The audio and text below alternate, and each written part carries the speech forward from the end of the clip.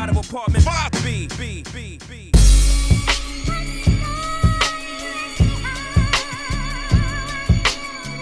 You're now tuned into the Apartment 5B podcast, where we chop it up about hip-hop, R&B, sports, love and life.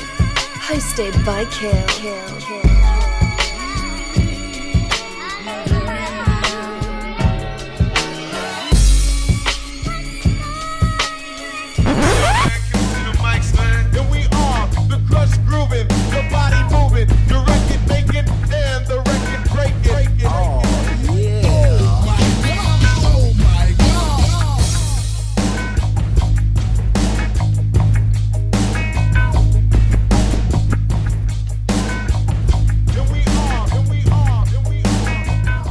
What's good? You are tuned to Apartment 5B podcast hosted by your man Kill. I got my squad with me in effect as always.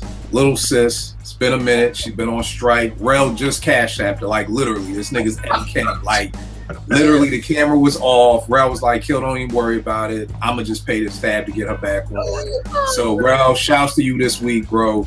We appreciate you. Porsche, what's good, miss? All is well. It's so good to be here. So good to see you guys. I've really missed you guys and the pod. So really good to be back. Thank you. All right, my man, Tone. Cash App. That was a good one. Yeah, Rel came through with the Cash App. Rel Tresvant down there. Y'all see he's ready to take pictures for this album cover right there. He ready, man. Tone from Into the Dome. What's going on, good brother, man? Glad to have you back up here with us, man. Happy New Year to each and every one of you guys, man. It's been a minute, man. So let's do it. All right, no doubt. My brother JR, the R&B guru, youngest in charge. What's going on, fam? What's going on? Happy to be here with everybody. All right. My brother Vague out of BK. What's going on, bro? What's up, y'all? Chilling. The good thing is Vague is not in the garage and he doesn't have a hoodie on, so it may be a chill show tonight. It may be. Keyword is he just reminded me Aaron Neville happened in that room. Right. I have no idea what could happen tonight. Rel Tresvant in the building working on his R&B album. What's good, bro? What's good, fellas? And what's good, ladies? Rel Tresvant. It's like, nah, let me stop. Yo, this dude is just ready to sit on the couch with Donnie Simpson on Video Soul in 1989. Like, yo, let me tell you about my new album about to drop. So it is what it is. Eddie, what's going on, fam? Yo, man, I'm good. The funny thing is, like, he's Rel Tresvant, and he's looking like the old school New Edition with them whole outfits. Nah, that's the Boys the Men look right there. That's that Porsche look right there. That's the Motown Philly right there. That's true. You know what I mean? Motown Philly right there. Yeah, you know. Yeah, just don't be outside Pats and Geno's and none of that shit like that. All right, let's get right into it, y'all. Y'all already know me. Let's jump right in. I don't know if anybody's ever seen a documentary, Standing in the Shadows of Motown. Great documentary about the Funk Brothers, who was Motown's backing band for years, and most people didn't know about because, you know, there weren't a lot of liner notes back then, and people weren't just giving musicians the credit that they deserved back then like we do now.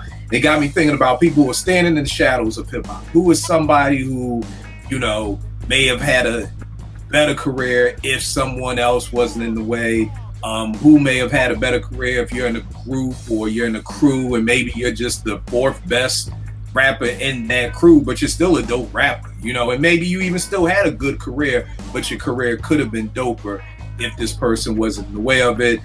Jay said in the XXL magazine a long time ago, it's only one presidential suite. B, Dame, and Biggs can't share that presidential suite. There's only room for one. You know, and I've kind of seen that in life. Like, you know, I remember when Iverson and Steph both got drafted in 96. Similar point guards, both from the hood. For people out there who may not have been outside at that time, they were two of the only people who had tattoos at the time. 96 was a time when, I know now middle school niggas be tatted up, but there was a time when like Steph and AI were the only two people with tattoos like that. But Iverson got all the love. And it just seems like there's only room for one. You know what I mean? Not saying that the number two can't have a good career, but I've just never seen two people who are so similar get the same amount of love and everything like that. So we're going to be talking about that tonight. Porsche, your first night back in a long time. Why don't you set us off, ladies first? Okay, I'm going to start with, again, I should mention this person way more than I do, honestly, because I love this rapper. I'm going to go with Sheek Louch. I think Sheek is I think Sheik has everything. He's got a dope flow. He has good albums. Yes, they're not excellent or they're not like, 5 mic classics or anything like that, but they're enjoyable. He puts out project after project, and he's, to me, like, I think Sheik could have been really big if it wasn't, and I don't want to say like if it wasn't for Jada and Styles, but because they have such a great camaraderie, but I just feel like being in the background to Styles and Jada, who we know are very, they're just way more out there, way more in the limelight.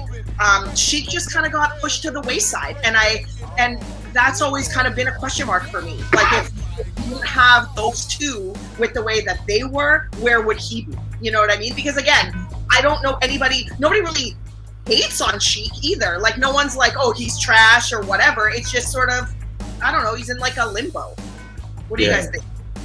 Yeah, can I speak? So I think with Sheik, definitely dope. I had him on my list too. I think not only the group, but the dynamic between Jadakiss and Styles P, right, that kind of left him out, even though he's part of the group. But you had so many dope back and forths between Jadakiss and Styles, where they were kind of starting at the end of the other verse and all that, finishing their lines and all that, and they seem to have more chemistry. And he also kind of had a different approach with his rhyming, which fit really good in the dynamic of the group, I feel. But also, it's unfortunate like people weren't really checking for him because you had Jadakiss and Styles, who people felt were more lyrical. Yeah, no doubt. I think Sheik is a dope pick out there. First one, I'm gonna go with, we was just talking about this on the timeline last week when I posted. I'm going with the Jungle Brothers, man. I feel like they are just buried at the bottom of the Native Tongue roster. And I mean, these dudes were the foundation of the Native Tongue. Straight Out the Jungle is a top 10 hip hop album ever for me. As far as favorites, it's one of my top 10 hip hop albums ever. I remember being a shorty in like 86, 87 when Jim Browski came out, and my older cousins in Brooklyn would be like, yo, you know what Jim Browski is? I'm like, nigga, nah, I don't know. So the whole Jim Browski and From I'm Gonna Do Ya and Straight Out the Jungle, The Girl I House You, just a perfect album. And then to come back with Done by the Forces of Nature, which to me is another 5 mic album. And I just don't think, and I mean, I get it. You got Tribe, who are most people I know, like Tribe is either their favorite hip hop group ever or who they believe is the dopest hip hop group ever. And then after them, you got De La, who most people believe is the dopest group ever or their favorite group ever. And I've even been in conversations where people have named Black Sheep before they named the Jungle Brothers. And I'm like, well, hold the fuck up, y'all. Come on. Like, I love Black Sheep too, but I mean, I can't even give a Wolf in Sheep's Clothing 5 mics. I really like it. Maybe a solid 4, 4.5. I know the choice is yours. The remix is on it, but I'm like, damn, niggas is like naming Tribe, De La, Black Sheep, Latifah before we name the Jungle Brothers. Like, then I get it. Maybe if you're not my age, 48 or older, you may not really love them much as I do, but I just think the Jungle Brothers need more respect. And I mean, at that time too, from 88 to 90, to have 2 back-to-back classic albums, that wasn't an easy thing to do back then, and they did it. I mean, when you think about other people who did it,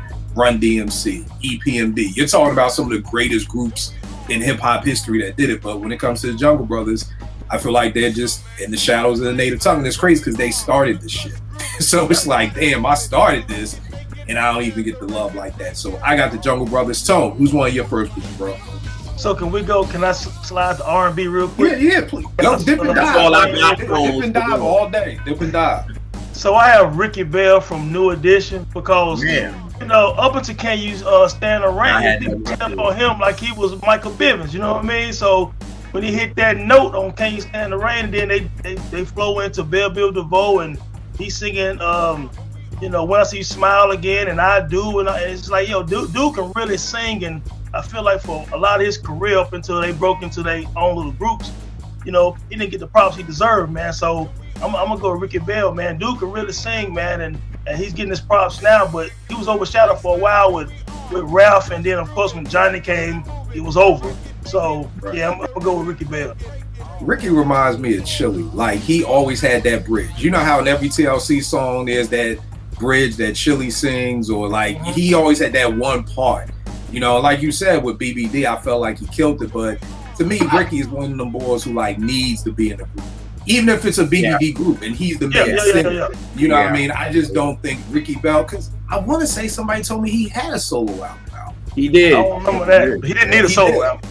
He did in '96, after they did Home Again. Okay. And it flopped out. It flopped. Oh yeah.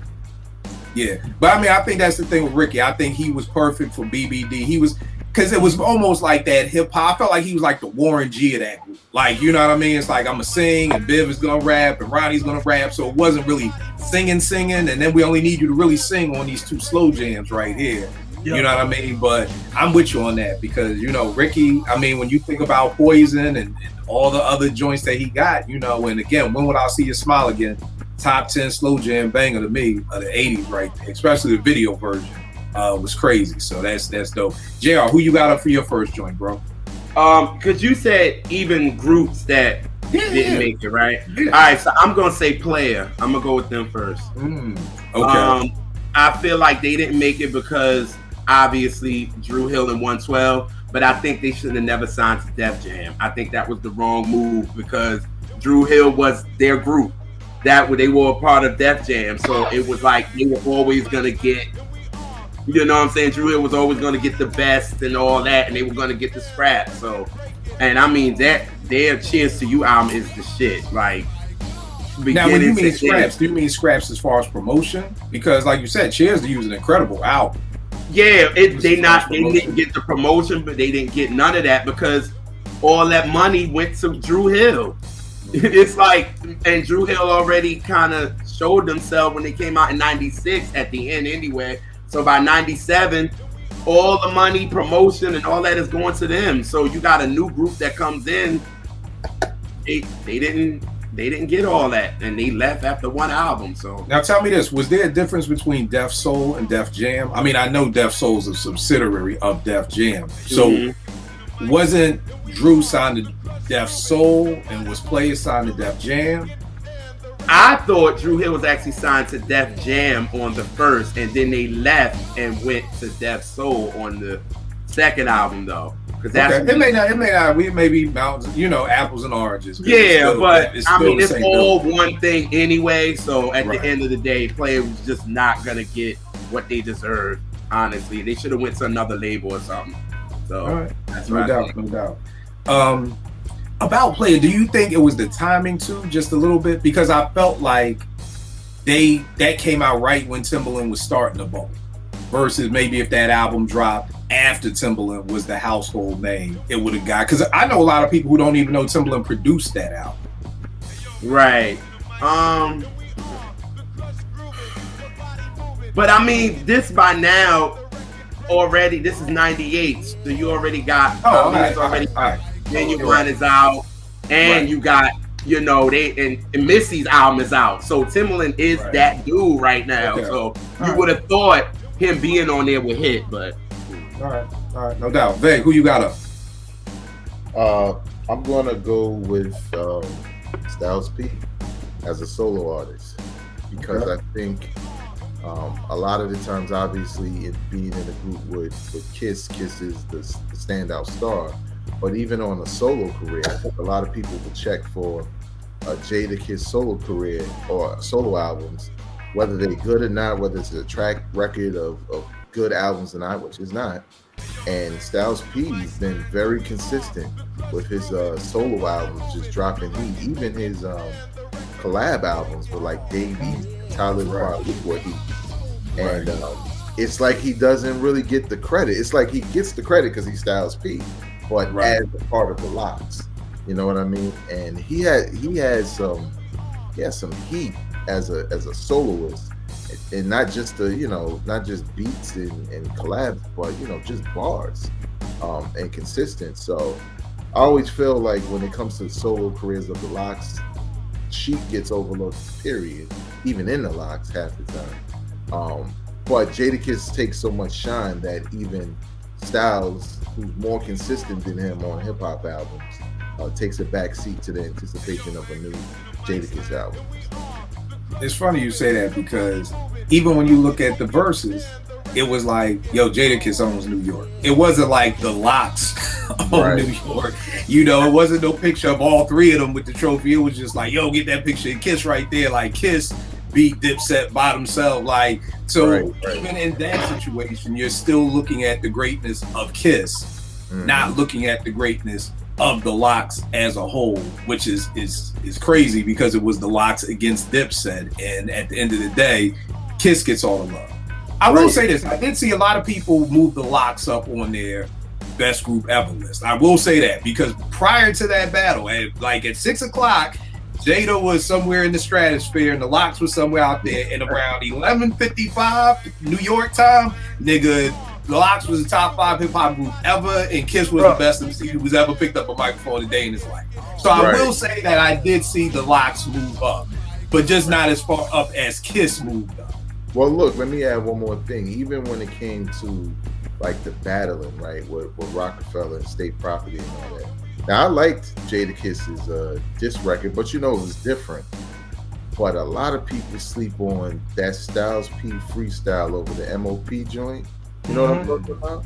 Nah, which joint? He say, don't you ever speak of killing me, word of Allah, and squeeze the burner in your face till it turn into tar. And he said some shit like about Beanie, Beanie and Free, you could bring the baby gorilla with you, you dying for free. I was like, oh shit. But hey, babe, about it. Is that the one when he say, how the fuck you the rock when you leave it soft? Yes. Yeah. When you throw off the diamond sign, all I see is upside down pussy. Like he had some heat. Ooh, he went home. Ooh, he had some heat. And everybody was like, yo, but this Kiss over there. I'm like, yo. Right. Like, it's funny. This is gonna lead right into who one of my next people is too. It really is. Rel Tresman, who you got up, man?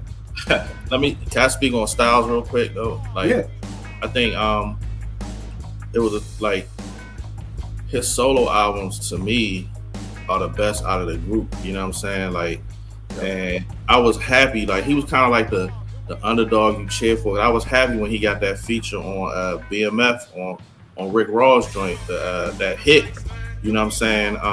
So that was a hit, a serious hit, and you would expect it that he would have put Kiss on it, but he put, Styles got on it. And I heard the story of how he got on it, which is funny. You look it up online, but it was good to see him get that look. You know what I'm saying? Because I feel like he was severely overlooked in that group dynamic. I'm gonna go with in a group dynamic. I'm gonna go with Havoc as an MC. Yep. I was listening to Hell on Earth the other day, and I just went down the Mobb Deep rabbit hole, and I'm like, damn, he gets his respect as a producer, but everybody talks about P. You know what I'm saying, when it comes to rap and the lyrics and all that, but Havoc has some shit on these albums. It's like a misconception that he was trash or something. You know what I'm saying? He just made beat. No, I'm listening to, especially Hell on Earth. Both of them went crazy on that, but Havoc really shined on that album, bro. And I just feel like he gets overlooked as a rapper. You know what I'm saying?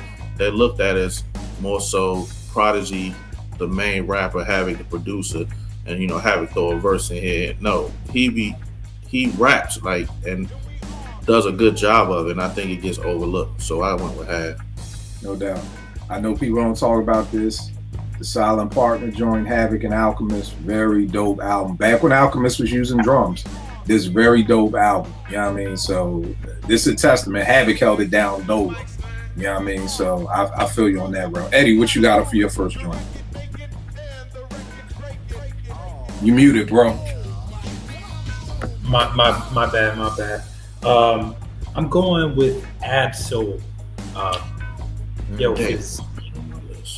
And I think it's hard for anyone on that label collective, whether you want to say it's TDE, Black Hippie, whatever you want to call it. It's hard for anyone to get out the shadow of Kendrick. Let's be real, right? He's a generational talent. But I will say this, even though overall, I would say Kendrick Lamar is the most talented from that group overall as an artist, I do think Ab-Soul is the best MC. Like, as far as like rhyming ability, like, dude could just spit. And the levels of his bars, like, he just released an album like end of 2022, Herbert, I think it was. Yo, like, and he's the type of MC, like, you may listen surface level and like you catch stuff, and then you listen again and you catch like the double, triple entendres. But it's also like a lot of content. Like he's talking, like he used to be like more like throwing out like crazy conspiracy theories. But this album is like very personal.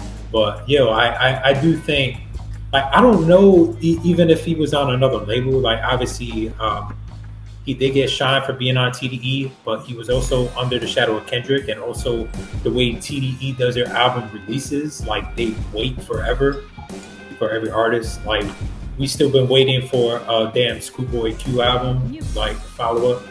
And I think an artist like Ab-Soul, like, he will benefit more from having more consistent releases, like releasing every year, as opposed to Kendrick, who could leave the fans waiting, and then we're like, oh man, we got a Kendrick album and live with it, So, well, here's the great thing: ain't Kendrick off TDE now?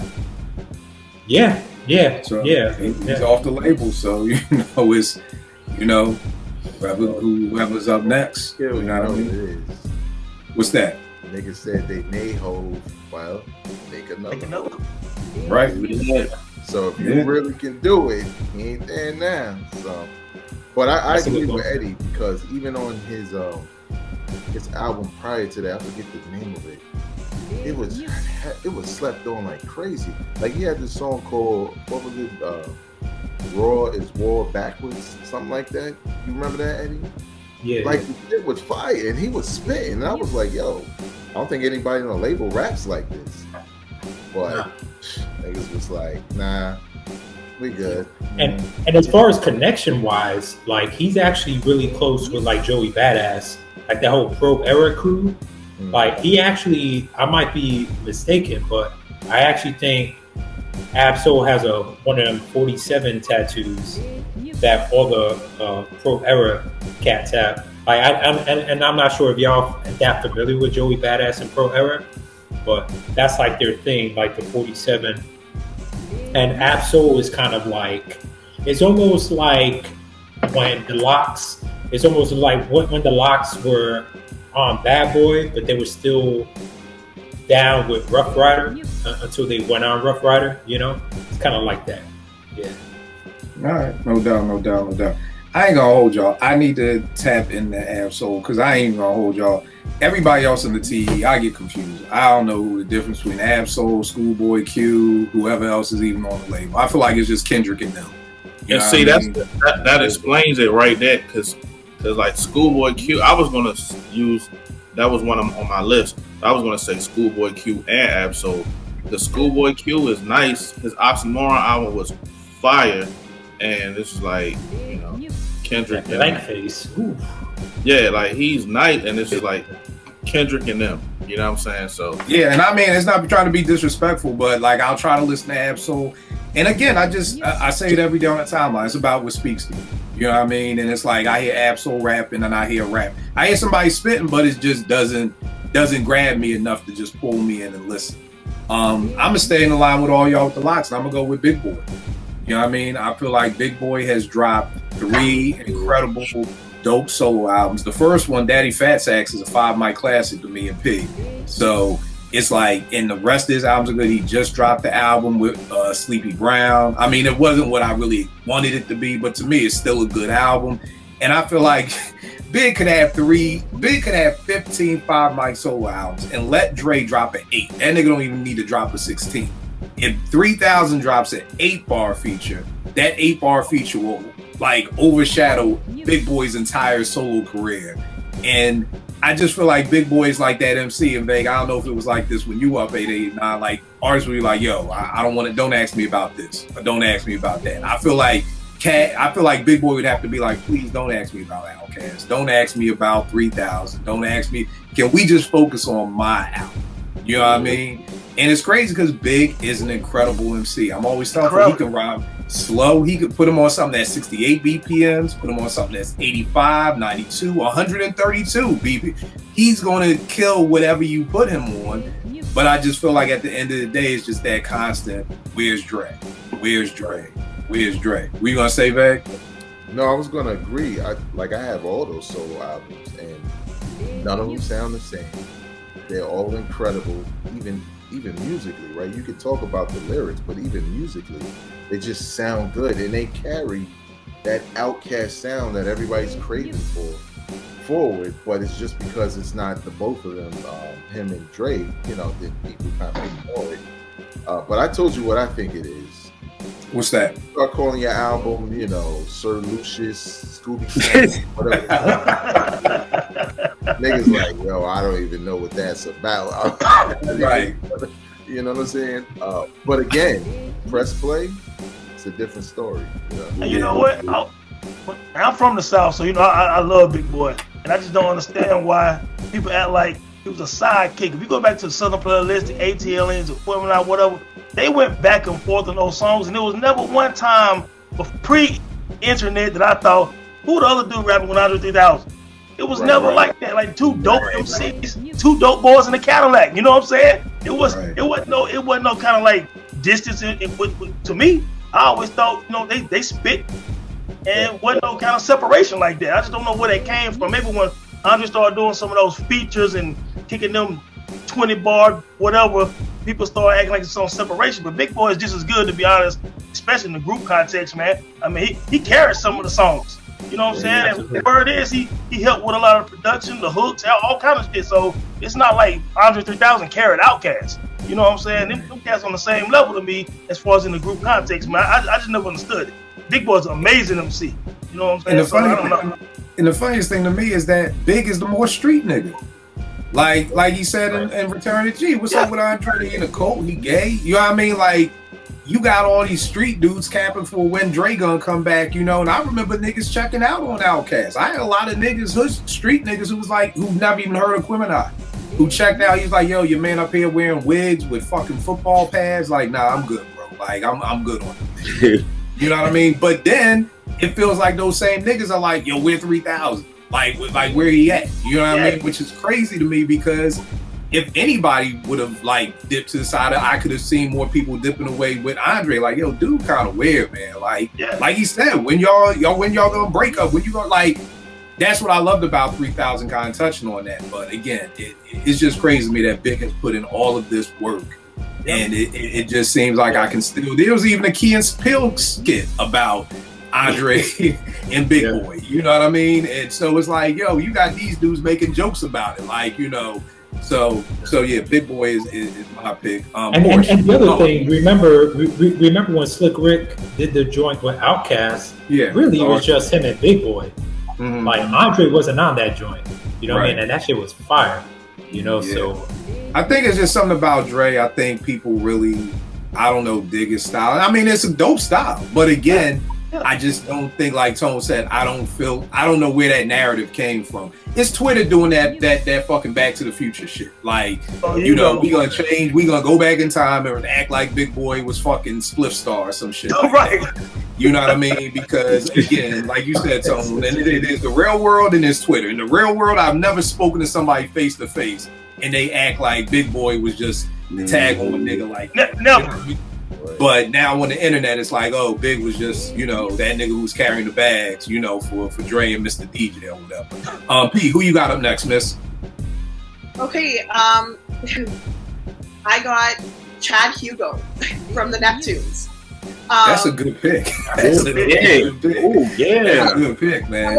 I don't know anybody. I think a close second would be Big Boy to Andre. Chad Hugo, who Pharrell, from his own mouth, has said, I could not do what I do without Chad. Everybody in the industry talks about all of the genius that Chad is and how integral he was to production, to the Neptune sound, to all of that. And Pharrell gets all the credit. all of it. And Pharrell actually, the beats that I've heard that Pharrell is solely responsible for producing, I can't stand. So for me, I'm like, really, why are we kind of forgetting about Chad Hugo? And he's been said to have like done instrumentation, he does arrangement, he does like a lot of things that Dr. Dre does. But then here he is, like in the shadows, on the wayside, behind curtain. Like I don't even know where is Chad Hugo in life. Like I don't know, and I don't know why we allowed that to happen in hip hop. But and it's no fault of Pharrell, because every time I've heard Pharrell speak on anything that he's asked, he always mentions Chad Hugo. Always. He is always crediting him. He is always, he's doing his part. It's just Hip Hop Nation. I don't know. And it's funny because you said with Big Boy, anytime I've heard 3000 talk, he's like, yo, Big is a much better, doper MC than I am. So again, it's not even to their fault. I know with me personally, with Chad, when I hear what Pharrell does Dolo, you know what I'm saying?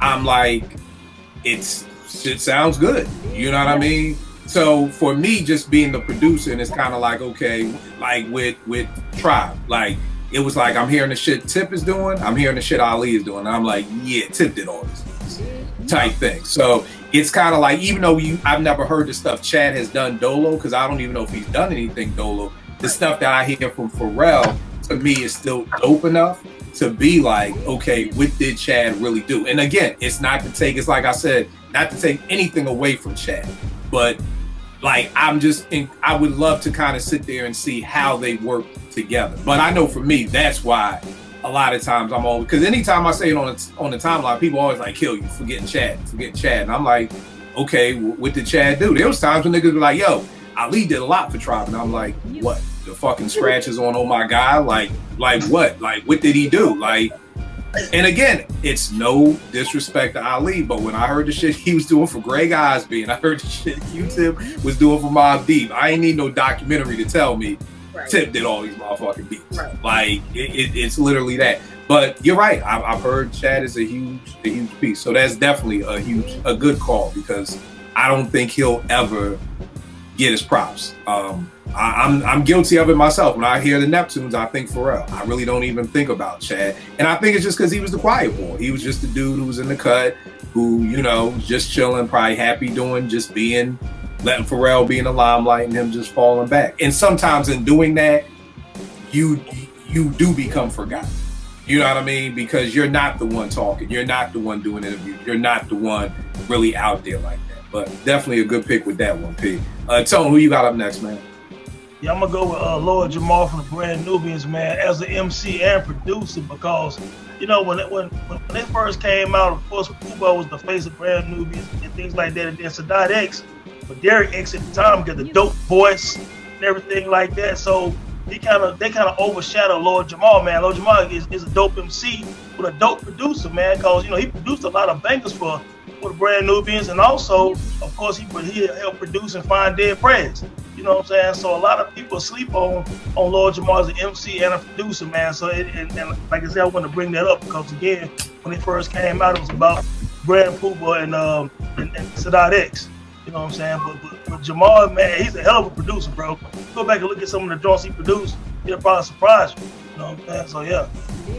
Yeah, no doubt. I definitely think Jamar gets slept on, and it took me a while to even get used to Sadat's voice. You know what I mean? Because when I heard One For All, I was like, yeah, like it felt like Brand Nubians in them. I mean, Grand Pooba in them. You know what I mean? Because Grand Pooba had the solo joints. He had Wake Up, that was just him. Who Could Get Busy, just him. Step to the Rear was just him. You know what I mean? While like Jamar had tried, they eat, like Jamar and Sadat had one solo joint a piece on there, but like Pooba had like 4 solo joints on there like that. But definitely Jamar's a dope pull. JR, who you got up next? Who I wish would have popped more, I would say Adriana Evans. Oh yeah. I wish she would have popped more, but the reason why was Erica. So you know what I'm saying? So it was just the fact, even though her album was completely done by then, but it was label stuff, and once the Neo Soul came in, they thought they could throw her in there, but the album don't have weight like Badu was, and Maxwell, and D'Angelo. It was like a regular R&B album for real. So, but to throw her in there, her album is dope as shit. It's so underrated. I wish a lot more people would know about Adriana. Right here, just incredible album. Incredible. Dred Production Scott is crazy. Huh? That production crazy on the JR. Oh yeah. Oh my God. Dred Scott did what he needed to do with that. He got real musicians to play that, and it was dope. So I wish she would have popped for real. But she tried to do it the label way, and they didn't do it right. So she was like, I'm out. So yeah. Badu blocked a lot of careers, man. Again, it goes back to me saying like, and maybe we could discuss this at the end. Like, why can there only be one? Like, why isn't there enough room for two? And I'll give you, I actually have two people who I think kind of broke the mold and was able to get in there and with somebody else. And then I have two people who could have blown. We'll talk about later. Veg, what you got for your next joint? For my next joint, I got A. Marie. When her first album came out, I was into it. I thought it was dope, but I think Beyonce came out and people just forgot. And I'm talking about Beyonce's solo shit. Right. Came out and people just forgot. Like, oh yeah, I was partying to that record, but yeah, Dangerously in Love and everything else. But I was really digging the first album. I was into it, and a lot of it was the production because it was new for R&B as far as produced that person. Rich Harrison, right? Yeah, Rich Harrison. It had that go-go feel to it, right? Right, but then a couple of people had the same vibe, and then once Beyonce dropped that solo, it was like, well, I know you got another single, but it's not going to matter at this point in time. But yeah, I felt like, don't get me wrong, she had other albums, right? She had a second album and all that, but I think initially she had some momentum. But Beyonce going solo was just a bigger shadow, and especially once J-Lo had that kind of production and basically bigger artists, it just kind of smothered what she was trying to do as a new artist, and it was sort of like a rap after a while. I own the album. Half the time, scrolling through iTunes, you're like, oh shit, let me hit play again. Like, you know what I'm saying? But the funny thing is, I got a best of A. Marie mixtape, but my man was like, you could come up with a best of A. Marie mixtape. I'm like, she has 15 joints that I feel like are dope. You know what I mean? Again, as an album as a whole, they weren't dope, but if you just put them all and put them together, you don't think so, JR? She got what? You don't think her debut is dope? No, I do think her debut is dope, but I don't think she has a classic album. But I'm just saying, from the 4 albums that she put out, there's enough songs on there to me. You don't feel like she have a classic album at all? Nah. She has really? So you don't feel like her debut is classic? I think it's yeah. I think so. It's all right. Now here's a question I want to ask, because what I heard the beef was between her and Rich was you gave away, and this was her quote, our sound to Beyonce, Toni Braxton, other people. Now, the first word I love to key in on is our. Yeah. I'm intrigued. Was it our sound or was it Rich's sound? And Rich, as a producer for hire, decided I'm going to go get these checks with Beyonce and Toni Braxton. And is there anything wrong with that? Because Tone, I heard the same thing. That was one of the problems with Little Brother. Fonte and Pooh felt that Ninth was giving away the Little Brother sound. You know what I mean? So again, it's like, what do you guys think about stuff like that, Vay? I have an opinion on it. I think if you're regardless of the production, right? I think if you're building a sound together, right? Her voice, her style, matched with his beats, and it didn't really have time to really breathe. I could see that. I could see her feeling some kind of way because, here they are, like, yo, we doing it, we did it, and now these bigger artists have that sound, and knowing how people are, they're gonna gravitate to who they know. right? They may like A. Marie, but now if you got Beyonce and J-Lo on it, it's like, oh shit. Hey, babe, what EPMD say, baby? It's business, never personal. You know, that's the record business, man. It's been going on like this for 60 years. Yeah, it's not. It's not. I'm not saying none of that. But I feel you, though. About the business. All I'm saying is sometimes it is personal. Yeah. You can say it's business all you want, but it is personal. Yes. You know, and then someone takes it business and then shit get more personal. But I think, you know, her saying that she just has to understand it's the record industry. So, that's my point. It's messed up. I think. Right. But I agree with that, and as far as because I do agree with it was theirs, because for me, when Rich first came out, he had like Mary Beautiful Ones, right? And that's what he did and came in. Once he got with A. Marie and the stacking and all that added to the sound, then that was theirs. So to me, it was just like, I agree with that. It's part of the business look. If they giving you a bag to go get, you know what I'm saying, for another artist, that's just what it is. But like Big said, I don't think her album got to breathe. And first of all, it went to J-Lo first. It was like that. And then Beyonce technically didn't get it first either, because everybody forgot that Work It Out bullshit was her real first single that nobody cared about, that the Neptunes did. Nobody cared. It did nothing.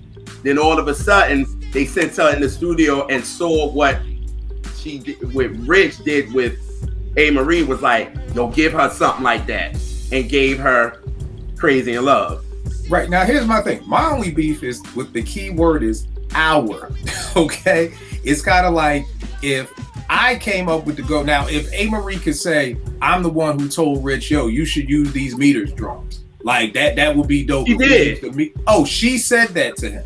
And when they were doing their album, when she was doing All I Have, and they were sitting in the studio, she would be like, yo, that drum will go good with this stacking. Use this.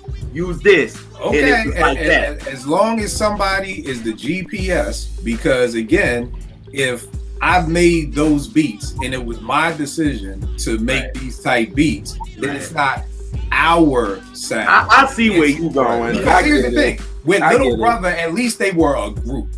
Right. And you ain't no group. We ain't Groove Theory. You know what I'm saying? And I am producing for you. You know the Groove Theory. No, what I'm saying is Groove Theory was a group. It was Bryce and Amel. So that would be a group. So at least tell me it's our sound. Right. I got you. If all 7 of y'all, all 6 of y'all are MCs and I'm producing just for each one of y'all, we ain't a group. I'm just a producer for hire. Right. Nigga, you all are just buying what I am selling at the time. Like if I'm selling crack to you, nigga, we ain't in business together, nigga. No, I'm the drug dealer. You're the fucking addict. You're buying what I'm selling to you. So I don't want to hear Blue Kill is giving away our crack down North Philly. No, I'm giving away my fucking crack and other people are buying it. That's what's happening. So that's the only reason why I'm very big on our. But if you're saying that, like Marie is saying, hey, here is a Meters record. You could think about it when you. Oh, you think okay? Because that's what we're really talking about. Because when you hear that "Take That Ring Off" by Tony Braxton, I got you, Porsche. It's very similar with that the Meters drums, right? You know, and even when A. Marie left Rich, the other producers that she worked with tried to emulate and still give her those meterish type drums because that's just what we kind of moved A. Marie to, and we said that's what we hear her over, but I don't know if that was necessarily her sound. So that was my only beef. I get it. Our sound, and nigga, no, I'm the producer, you the singer. So but like Meg said, it's personal. It gets personal. As much as you don't want it to, it's like we created this sound together, and then you leave and give it to somebody else, and they pop. Again, like, I'm very iffy on this. We created this sound together. Hold on. So hold on. I want to get the Porsche. Hold up, Rel. You did have your hand up first. I'm gonna jot down my notes. Rel, Porsche, what you got, Rel? So if A. Marie and him was in the studio or they're talking or whatever, and she says, "I want more of a go-go sound for my songs," or "I want this type of," and he makes it for her, and isn't it their sound? Like, cause would he have been? You feel what I'm saying? Would he been? If he had been doing that, if she didn't suggest this would sound good, even if she didn't make it, right? Like if I came to you and I said I want this type of sound, something that people wasn't doing, you know what I'm saying? I was like, yo, I want this type of sound, and then we make it my song, and then a week later, another person got the same type of song and beat and stuff like that. Yeah, I agree. Like I said, if she said, here is the record, this is the sound that I'm going for, or if it's just, here's the thing, bro, if you come to my crib and say, yo, Kill, man, you should use some loud guitars on my next song, and I use them, and I use some guitars again, is that our sound? Like, nigga,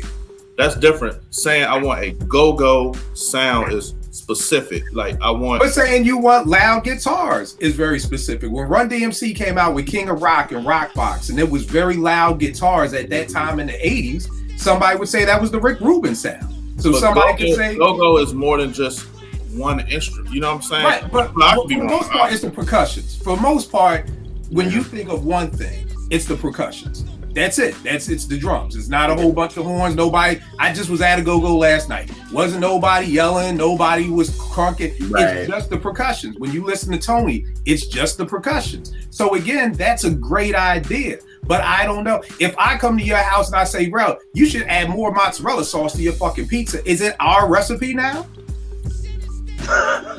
That's a different. No, I'm being dead. No, I'm because you're saying that A. Marie is coming saying we should use go-go. No, I'm asking if she did do that. I'm asking if she did do that. If she have the right to say our sound. Then it could. I agree with you. If she brought that to the table, I'm agreeing with that. But I'm just saying, usually from the people that I work with, we don't have the opportunity to work together. So if I send Vegas 50 beats, he's just picking 20 beats that are already made. Unless Vegas comes to me and says, hey, Kill, can you use this? Or do something with, when we did Willmatic, he would hit me like, yo, do something with Impeach the President, because Will loved that. Or do something with this. Or do something with that. So he was instructing me for the Willmatic, like which direction to lean to. Any other album I've done with most people, I'm just sending everybody 50 beats. Y'all pick the 10 you like, and let's come back. So at the end of the day, you can't say, oh, that's me and Kill made that sound. No, the beats was fucking up before I met half these people. So that's you going that way. JR is saying no. She came to the studio and they collaborated. Yeah, and they were both like that is their sound. That's totally Porsche. What you got? I was just thinking, and again, like you guys are MCs and producers and all that. I just feel like when you say our sound, I mean, you're taking it quite literally. I feel like it's taken quite literally in this context. And I feel like when you collaborate with someone in a musical way, and back then, I mean, we're talking about the 90s, right? Like what album, when did she release that album? 2002. Okay, so 2002. So let's just call it late, like around that time. So 20 years ago. I feel like there was more people in studios together. So producers had the opportunity to get to know the artist. They actually had some sort of chemistry. Yes, they weren't friends. Yes, you were for hire, but you did collaborate very closely. And most of the times, and I'm talking obviously the internet and file sharing and whatever, then that became like your sound. Like that producer knows you, that producer, you know that producer, and they're potentially making specific beats for you to use on this particular project. Now, when you say the example of like, I just send somebody 50 beats and they pick whatever, yeah, that might be a beat pack. Like it's just, they want a lot of drums, so you're sending everything with drums. But if I came to you and I said, hey, Kill, I want to work on I don't want any of your beats that you have. I want you to make them from scratch. I just want it to sound dope.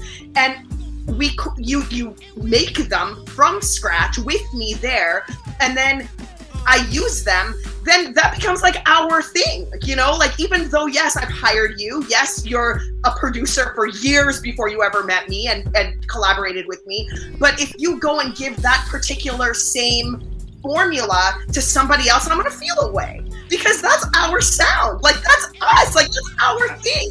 I just think, I think just I don't know. Boys to Men. No, I agree, Paul. No, the producer and me, and again, Veg, please chime in on this. Rel, chime in on this because you all are MCs. You know, if we're in the studio, and like you said, Porsche, that's a great point. Being in the studio with people back at Morgan, you know what I mean? I'd be making the beat, yo, Kill, yo, add a harder snare. Okay, I got you. Yo, you like this rhyme? Yo, I would change that verse and do it that way. I don't know if I could sit down, and maybe it's just me. I don't want to take credit for nothing I really didn't do. And I'm not saying anybody up here who is saying, like you said, Portia, is trying to take credit for something they didn't do. If I say, Vague, change some words around and I would do the chorus like this, there's no way I'm going to say, like, I helped write that song. Like, I'm just not. Because I really didn't. I just gave him some advice on what to do. When I write scripts, I tell people, look, I don't want no shit if the script blows up. Don't. Like, you are giving me advice. Like, Kill, change this. I would kill this character in scene 8. I don't, in 10 years, if the script does $1 million, I don't want nobody talking about I wrote that script with Kill. You gave me a good idea. And that is good. There is something to that. Like I always say, I don't think Puffy is a producer. He's something. He's a good idea haver. And we can give titles out all day long.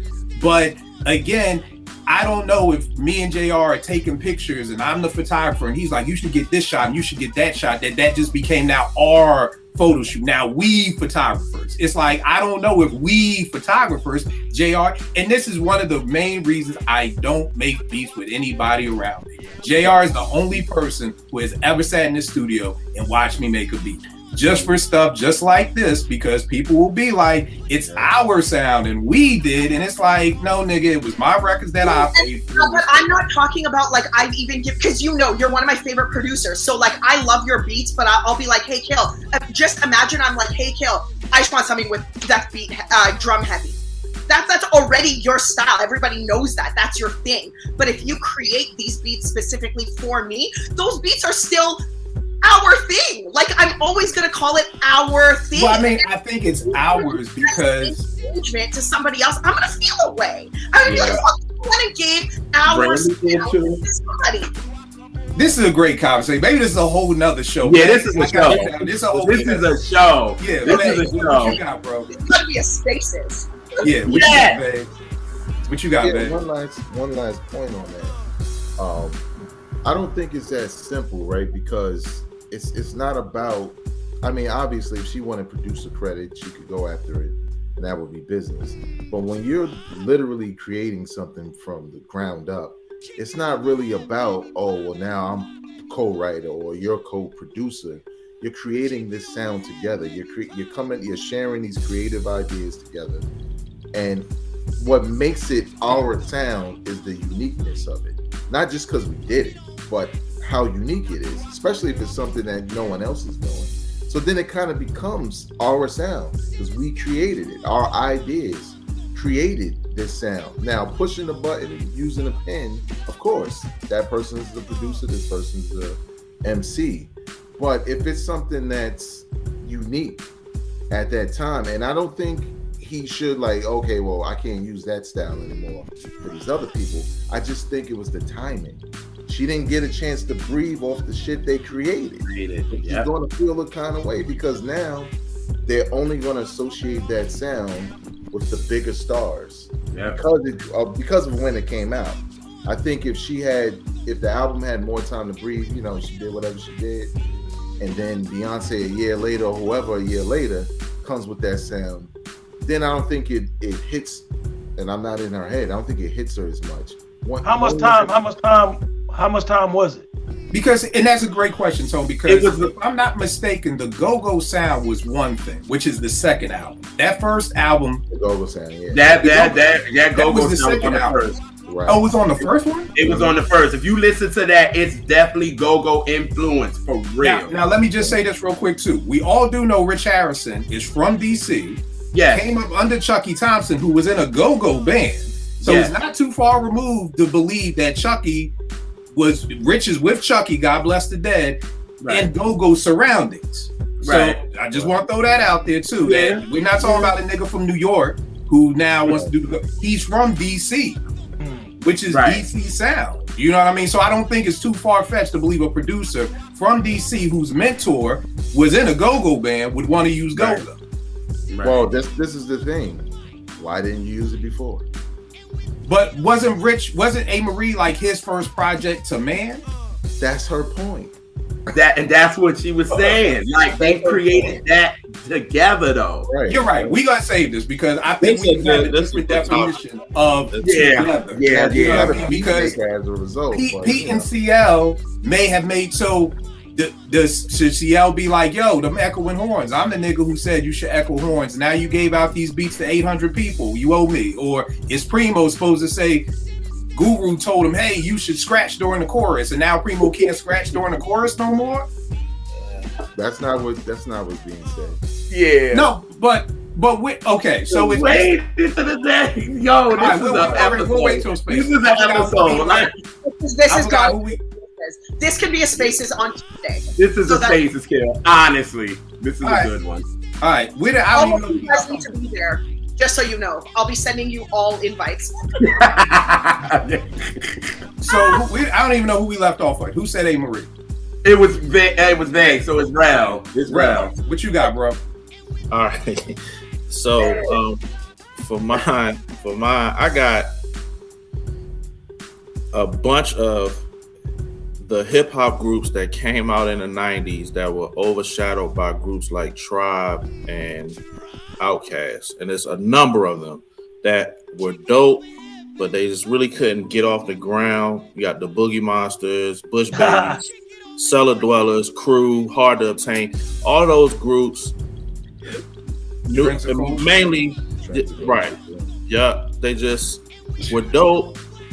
3.5 to 4 mic albums and good songs and all, a little buzz, but could not get off the ground because in that time you had to be exceptional. You know what I'm saying? You got these groups that are transcendent. You couldn't just be dope back then. You know what I'm saying? You had to be special. You know what I mean? And a lot of those groups just went by the wayside. They don't get talked about they might get talked about here and by us because, you know what I'm saying, but on the grand scale, they don't get talked about as much. And then you go back and listen, or if you remember that time, like these groups was dope, man, and they just couldn't compete with those legendary groups that were out at that time. It's very different than how it is now, when anybody can, you know what I'm saying? Where you know what I mean? It wasn't like how it is now. So that's my pick. Man, he pulled out the Boogie Monsters, bro. Yeah. Riders of the Storm. I used to have that joint. That album had some hits on it. Well, not hits, but you know, some underground classics on that album. Yeah. Man. It was dope. How does the Boogie Monster survive with Tribe and Outkast out? Like, how did they only had 2 albums, man? They had that Riders of the Storm and God Sound, and then that was it. And that was it. Yeah. That was it. What you gonna say, Vag? Those albums weren't good. It's so funny because I was about to say every group that you I own a couple of them didn't have any classic albums. Like, no, I didn't. Hold on. No, I said 154.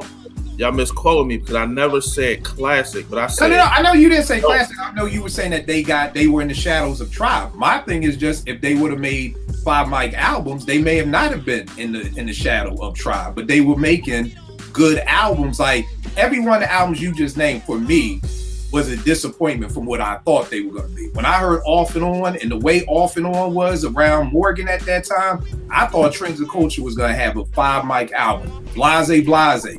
Danger, oh my God, that shit was everywhere. I thought that was going to be a 5 mic album. Boogie Monsters, I was never really a big fan. Cellar Dwellers, same thing. Like one of my first interviews when I got at 889, Loud Rap. I loved the album, but none of them, it's hard. And it's what you said. It's like, these dudes are dropping 5 mic classics. These dudes are dropping solid 3 to 3.5 mic albums, but they can't compete because I'm up here and it's down here. And they're all good groups. But like I said, maybe it's just me. Every group you named, I was disappointed because I thought that the way Off and On was so big, I really was like, yo, I can't wait for this album. I can't wait for it. You didn't like Crew's album? I thought it was. No, I did like it. They had like 8 million songs on it. That's the only problem with Crew. That was the only problem, but I think Crew, it was good. No, I did like it, but again, I can't. It's like trying to compete with a 5 mic album and you're dropping a 4 mic album. There's nothing wrong with a 4 mic album. Question, Kim. We said? Quick question. So, do you guys feel like the Far Side and Souls of Mischief was competing against Tribe and De La also? I mean, they did have classic debuts, though. So maybe that's the reason why they still broke through. I think they did. I think Souls and Farside kind of had that, and it followed through on their album. I can't say I was disappointed by either one of those albums. Like I'm the odd man out who likes That's When You Lost more than 93 Till Infinity. I love That's When You Lost. Like when I heard that, I was like, yo, these niggas got some shit. That, and then 93 Till Infinity came, and they kind of did that. And then even the Farside's second album, was solid. I know Souls of Mischief, maybe not so much with No Man's Land, but I'm with you, bro. I just feel like sometimes in the 90s, it was a very, not a single-oriented market, but I don't know if a lot of these groups actually were given the leeway to be able to make a classic album. And what I mean by that is, what was that? LL Scratch. I'll never forget this. They had that Come, with my homie song, and it was huge. And the label rep at Polydor told me, they was like, yo, you got 7 days to make the album. Like, your song is incredible. You got 7 days to make the album. Go make the album. And I'm like, oh, so that's why the album sounded like that. Because they had 7 days. And that taught me, have your album made first before you give any single to the fucking label. Because they could fuck around and be like, hey, this is such a hit. We need the album right now. Oh, here, no problem. There you go. It's done. Because, and that may have happened with a lot of these groups. They may have been in a point of where it's like, yo, we had this great song. Because all the groups you named had huge songs.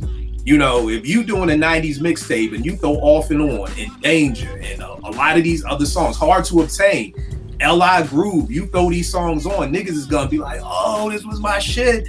But then I ask any nigga to name you 5 more songs off that album, it's gonna be crickets. And so my biggest point was like the standard was different. Yeah, we're so high. Yeah, the standard. So we saying, yo, you needed to make a 5. If you ain't make a 5 mic, listen to what we saying. 5 mic is the top. It's not easy. It's not easy to do that, but we got a lot of them back. And you know what I'm saying? So the standard is different than now. Niggas is putting out 3.5 every it's being heralded, and it's being heralded as 5 mics. Yeah, and everybody and niggas is talking about it's good and it's classic and it's a 3. You know what I'm saying? So I feel like it's the same way with the NBA. There's only a handful of players right now in the NBA that could have played in the 90s. It's only a small amount of groups that are out right now that could have competed in the 90s. It's a small amount. So like you said, let the Boogie Monsters drop that album now. Through the roof. Same album, but it's 5 mic classic. My fault, Veg. What were you gonna say? No, I was gonna say when having some of those albums, I think what failed for them was the fact that the singles felt like 5 mic on a level with Tribe. So the expectations were high, and some of us really liked it. Like Boogie Monsters, I think their album, like as far as how they rhymed and the shit they rhymed about, sort of ahead of its time, right? Like you said, you drop that shit now, people will be into that shit heavy. But back then, I think Tribe, De La, they benefited from being conscious, but also being relatable and being fun, right? And their lyrics match that. And for some of these other groups, they might have been too technical or Off and On, when you think about it, kind of gives you a Tribe vibe in a way. So I think in a lot of ways it was just probably mismanagement of their albums, like you mentioned with LL Scratch, just not realizing, look, the momentum. We know the Boogie Monster single was a damn sentence, right? The negative thresholds is recognize the thresholds of negative stress. Right. And it was dope, and the video was dope. And Honey Dips in Gotham. Honey Dips in Gotham was dope. Honey Dips in Gotham was dope, but it was just like they needed more so that people could be convinced that, yo, I need to go over here and check this joint out. But and here's the thing too, bro. We're talking about competing with Wu and Q-Tip. That's what I'm saying. But not just that, but who are the ultimate visionaries of putting together an album? You know what I mean? I don't know who the Boogie Monsters executive producer was, or who their A&R was, or who their main producer was. It's hard to put together a 10-song album. You know what I mean? And keep it flowing. And it's I'm not saying it's easy to come up with a single, but you keep throwing shit at the wall. We come up with one good song, but after, like Vegas said, Danger by Blase Blase, that was a 5 mic classic song. And Kill. I'm sorry.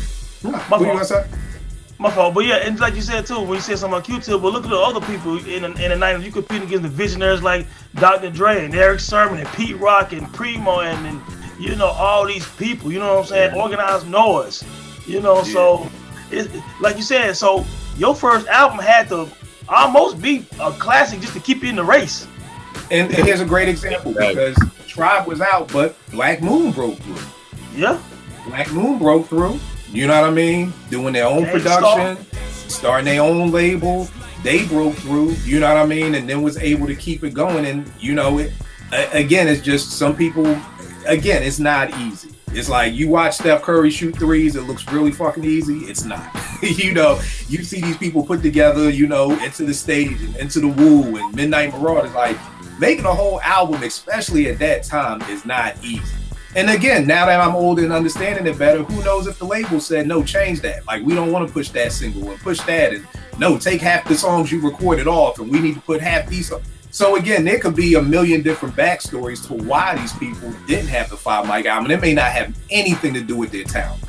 Absolutely nothing to do with their talent or their rhyme styles. But do you, it's again, it's like the NBA. Do you fall into the right program? Do you go to the right coach? You know, do you go to the right label who has an A&R who's like, yo, just do you, man. Just, you know, just do you. Or do you, because if we even do the research, and I'm going to do it while the next person goes, looking at the labels these people, you know, because Duck Down is an independent label. They doing whatever they want. If you on Loud, use good money. Just make dope music. You know what I mean? So some of these labels, I'm sure, I can't even remember what Blase or Trends of Culture or the Boogie Monsters was on. So if they was on some sidebar label with an A&R trying to, like Jesus said, who's your A&R? A mountain climber who plays electric guitar. We don't even know what they A&R was trying to get them to make. But yeah, definitely a good pull. Definitely a good pull. Eddie, what you got up next, bro? Yo, I'm going with Rod Digger. Rod Digger should have been bigger. And you know, I know there's a lot of Lil' Kim fans, Foxy Brown. I feel like because of the way that Lil' Kim and Foxy Brown use like more of the sex appeal and stuff, right? That then kind of came the lane for the female MC.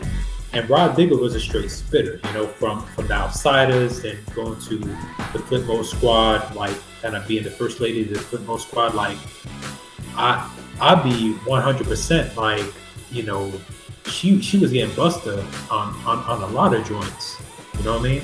So you're talking about bar for bar, you know.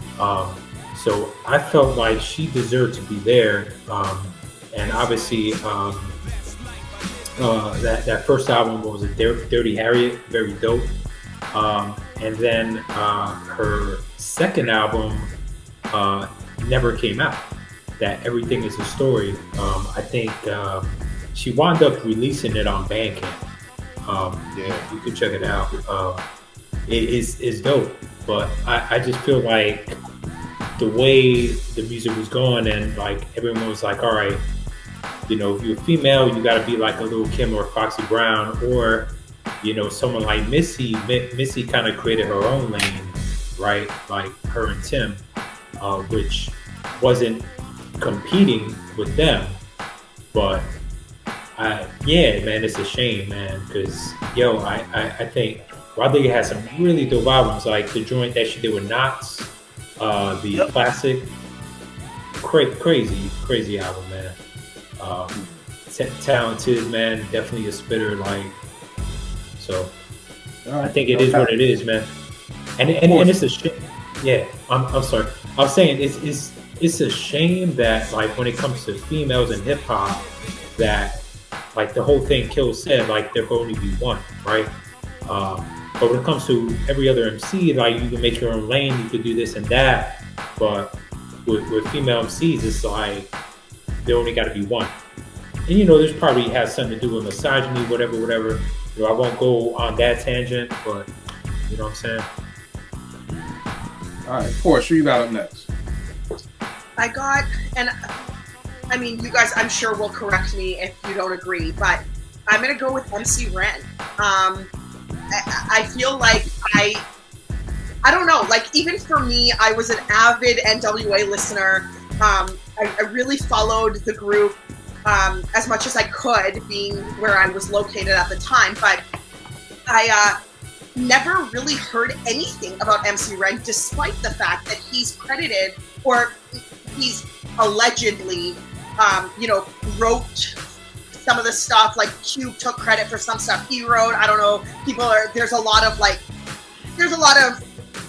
stories about that now in this day and age. But MC Ren seems to have been an integral part of NWA, but like, where is he? And he obviously gets overshadowed by Cube and Eazy-E, and yeah, I mean, and also going back and doing the knowledge, like he had a whole entire solo albums. I've literally never heard a single human being mention an MC Ren album ever. Like ever. In my entire life. In real life, on Twitter, I haven't. Don't say that around Nick. He put me on to a couple of the joints. I mentioned it on one of the shows actually. But was it dope? Okay, so Nick and Rel are the only two human hip-hop names. Yeah, it was one of my underrated for the year that it came out. Okay. I still got this. Kiss My Black Ass. That's the one we all like. You know what I mean? And I think that's the problem with Ren. I love Ren's flow. Like, you know what I mean? But I don't think when it came time to him to make these albums, they were ever, again, meeting the criteria of what we expected from him. Like, Cube left the group and Cube made what we expected Cube to make. You know, Ren has been making music, but it's not what we expected him to make. You know what I mean? I feel you on that. Because when my expectation of Ren's first album, I thought it was gonna be a huge album like America's Most Wanted, because I thought Ren was that good. You know, he wrote just as much as Ice Cube did. He pretty much wrote almost all of Niggas for Life and 100 Miles and Running. You know what I'm saying? And one of my favorite joints from him is that Same Old Shit. That was my joint from MC Ren. But my second article I ever wrote on my website was about MC Ren being disrespected. He never got the props he deserved to me, and just the whole hip hop culture. And even the movie, they kind of played him a little bit. You know what I'm saying? Like, they really played no love like that. You know what I'm saying? But this solo album was just okay to me. I expected them to be a whole lot better, but some was pretty good. But that's not good enough for him. It's funny you talk about that in the movie. I remember it was like before the movie came out, it was like a trailer, and it was like Dre and Cube riding around LA, and I'm like, nigga, is Ren not alive? Like, nigga, where's Ren and Yella? Like, nigga, it's an NWA movie. Like, two niggas who alive, y'all just stayed in the car. Like, god damn. And I think and I think everybody had, I don't know if it's a personality. I think Cube made his way as being, I'm the political gangster rapper. You know what I mean? And that, like, even with the America's Most Wanted, you know what I mean? There was with the KKK. It's like, this is where I stand at. I think Ren kind of was just there. He was just, you know, a dope MC that may have not have had it to kind of put him over the top. And then he didn't even have the production. It's not like we got that Kiss My Black Ass was produced by Dre in 1991. You know what I mean? I think if we get a MC Ren album in 1991 produced by Dre that's in between Niggas for Life and The Chronic, and Dre's still in that bag, I think we're talking about this totally different about Ren. And Ren may have been one of them MCs who needed direction, like do two songs about just spitting. Okay, this song about killing, this song about some girl, and did that. But I just think that that's the problem with Ren. He never got that Dre production. What's up, Veg? I think when you think about it, when you compare him and Ice Cube has the bigger personality. Right. It's here to be more attracted to Ice Cube songs because of his personality and how it comes out in his music. Whereas Ren, we all know he's nice, but he can kind of be a little monotone sometimes. Even though the bars suggest he's just as good as Cube, he's just as good as a storyteller. That joint behind the scenes is dope. I love that joint on there. But don't believe what Ren say, because he's going out like Kunta Kinte. Don't believe what he got to say, okay? Ice Cube already told you. But and here's the crazy part, and that's a great point, because I always say it about, like, you know, Outkast and the Roots. If you said, make a song about dealing with your baby mama, Outkast gonna give you Miss Jackson, was gonna be a fucking hit. The Roots gonna give you a song you ain't gonna know what the fuck they talking about. The chorus is gonna be played backwards. You're gonna have to play it forwards to hear what the fuck the chorus really means. So it's kind of like the same thing with if you said, yo, make a song dissing, you know, your crew. Q gonna give you No Vaseline, which is funny. Like you said, it has personality. Renz is just gonna be straight to the jugular. Like it ain't gonna be no jokes. Hey, yo, it's gonna be... And that's true because Real Niggas, MC Ren went in very hard on Real Niggas, and I'm telling you, if it wasn't Ice Cube, it was some other kind of like lesser MC. They would have buried their ass with Real Niggas. Yep. Right, but there's no comedic to it. Like, and I think that's what Vegas saying with Q. Yeah. Like he has the personality to be able to do that where Ren doesn't. But good pull, Porsche. I'm going with DJ Cash Money and Marvelous. For people who may not know out there, Cash Money and Marvelous, they was a group out of Philly. One album called Where's the Party At?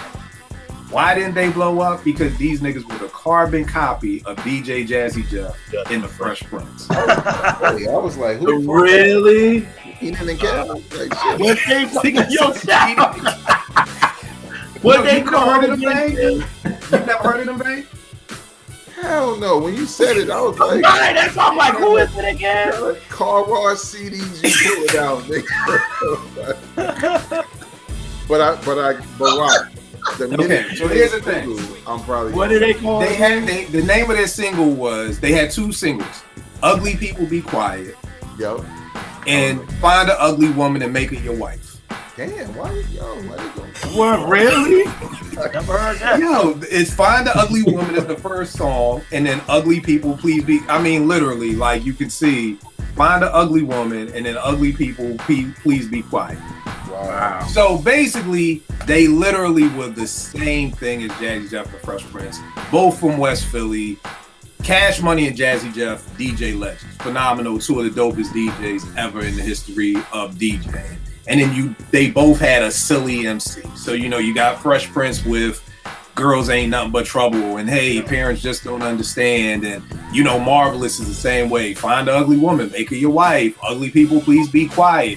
Because it was that crowd response. Because you had a live show and you're like, all the ugly people be quiet, and everybody's gonna scream, and you get that crowd response. But everybody, go YouTube it. Go YouTube, Find an Ugly Woman and Make Her Your Wife. But they just couldn't blow up because they were the exact same thing as Jazzy Jeff. They're both from West Philly. And I said it's almost like if there was Boogie Down Productions, and then you had another crew called Bronx River Productions.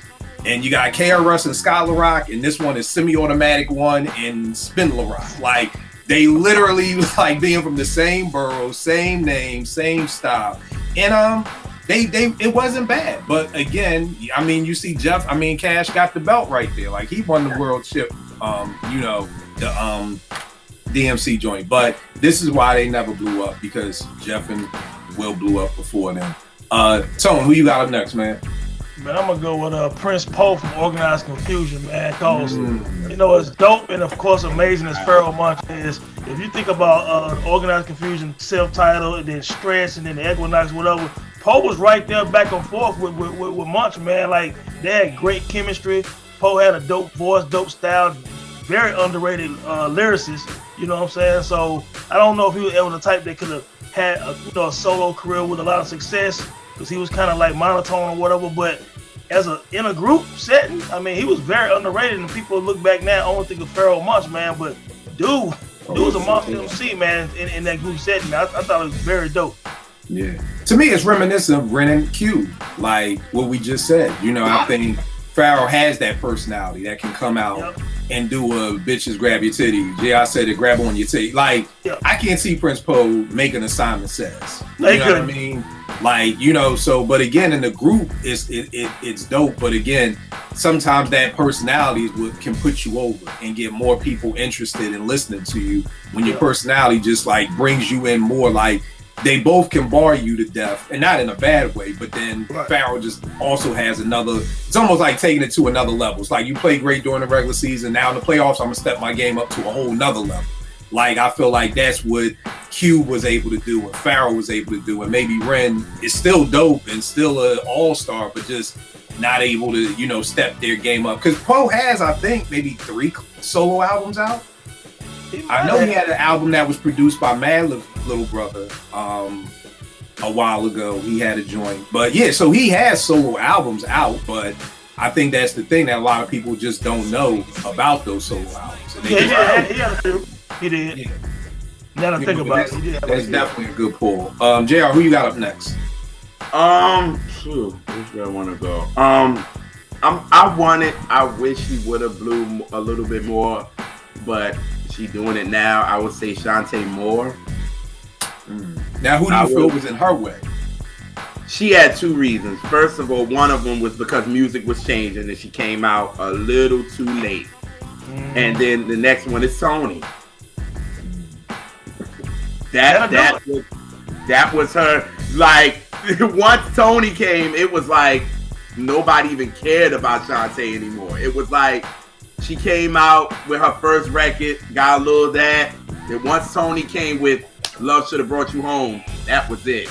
It was like no more, you know what I mean? So I wish she would have, because then after Tony started, slowly going down after like the heat and all that, Shantae came out.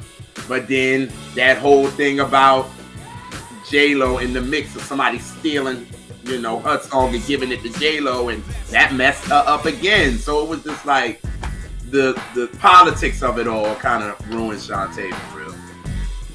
And I do agree. I think she came out like, if she would have came out in 88, you know what I mean? I think like 90, 91, better, you know what I mean? Yeah. Very Regina Bellish, and not in a bad way, because Regina Bell I think is the shit. But I just think she was very jazzy, and I don't think like going into that coming into the 90s was really meshing with hip hop like that. You know what I mean? Especially she came out in November of '92. Who was already out by then? Right. You know what I'm saying? Derry came out and just changed every damn thing. You know what I'm saying? So it was just like, yeah. So there was a lot of stuff that messed up, but yeah. All right, Vegas, who you got up next?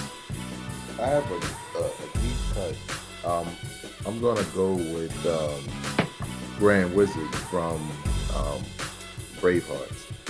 I think between, and not necessarily the Bravehearts music, but like when I remember it was the first time people heard me spit on the Firm album. I think the song was Untouchable, and Dr. Dre produced it. And I just know there was just mad dudes was like, yo, he kind of dope. You know what I'm saying? Yeah, they was like, yo, he kind of dope. We don't really get to hear from him as much. And I think what got in the way is obviously with the Bravehearts, they went with a totally different sound for that time, which I didn't think suited his sound. He was more in that lane of Nas, Nature and stuff like that. But I think having Nature, having someone like Half a Mil debut on the same album, I think people just gravitated towards them more because they heard more from them. Whereas Wizard had basically an interlude on that album that was like a minute. I guess it was like a minute and 10 seconds or whatever. But on the mixtape scene, he had some joints too. And I just think a lot of the artists that Nas brought up kind of got in the way, and Uchi Wally kind of became the umbrella of this is who they are, right? Like this is who they are. And it kind of overshadowed him, right? Even a dude like Nate Sean, he got more attention the minute he became a part of it than Wiz. But I heard something recently from Grand Wizard, and I was like, it's just like the potential you had probably as a soloist was missed a long time ago, because even the new shit sound dope.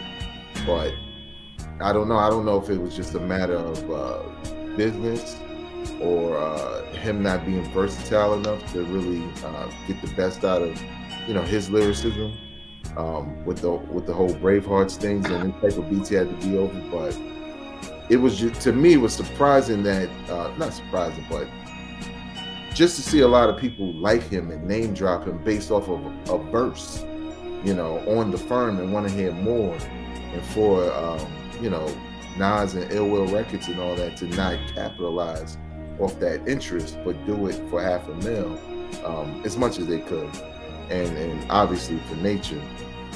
But it was just all botched. They botched all them cats anyway, to be honest. Yeah.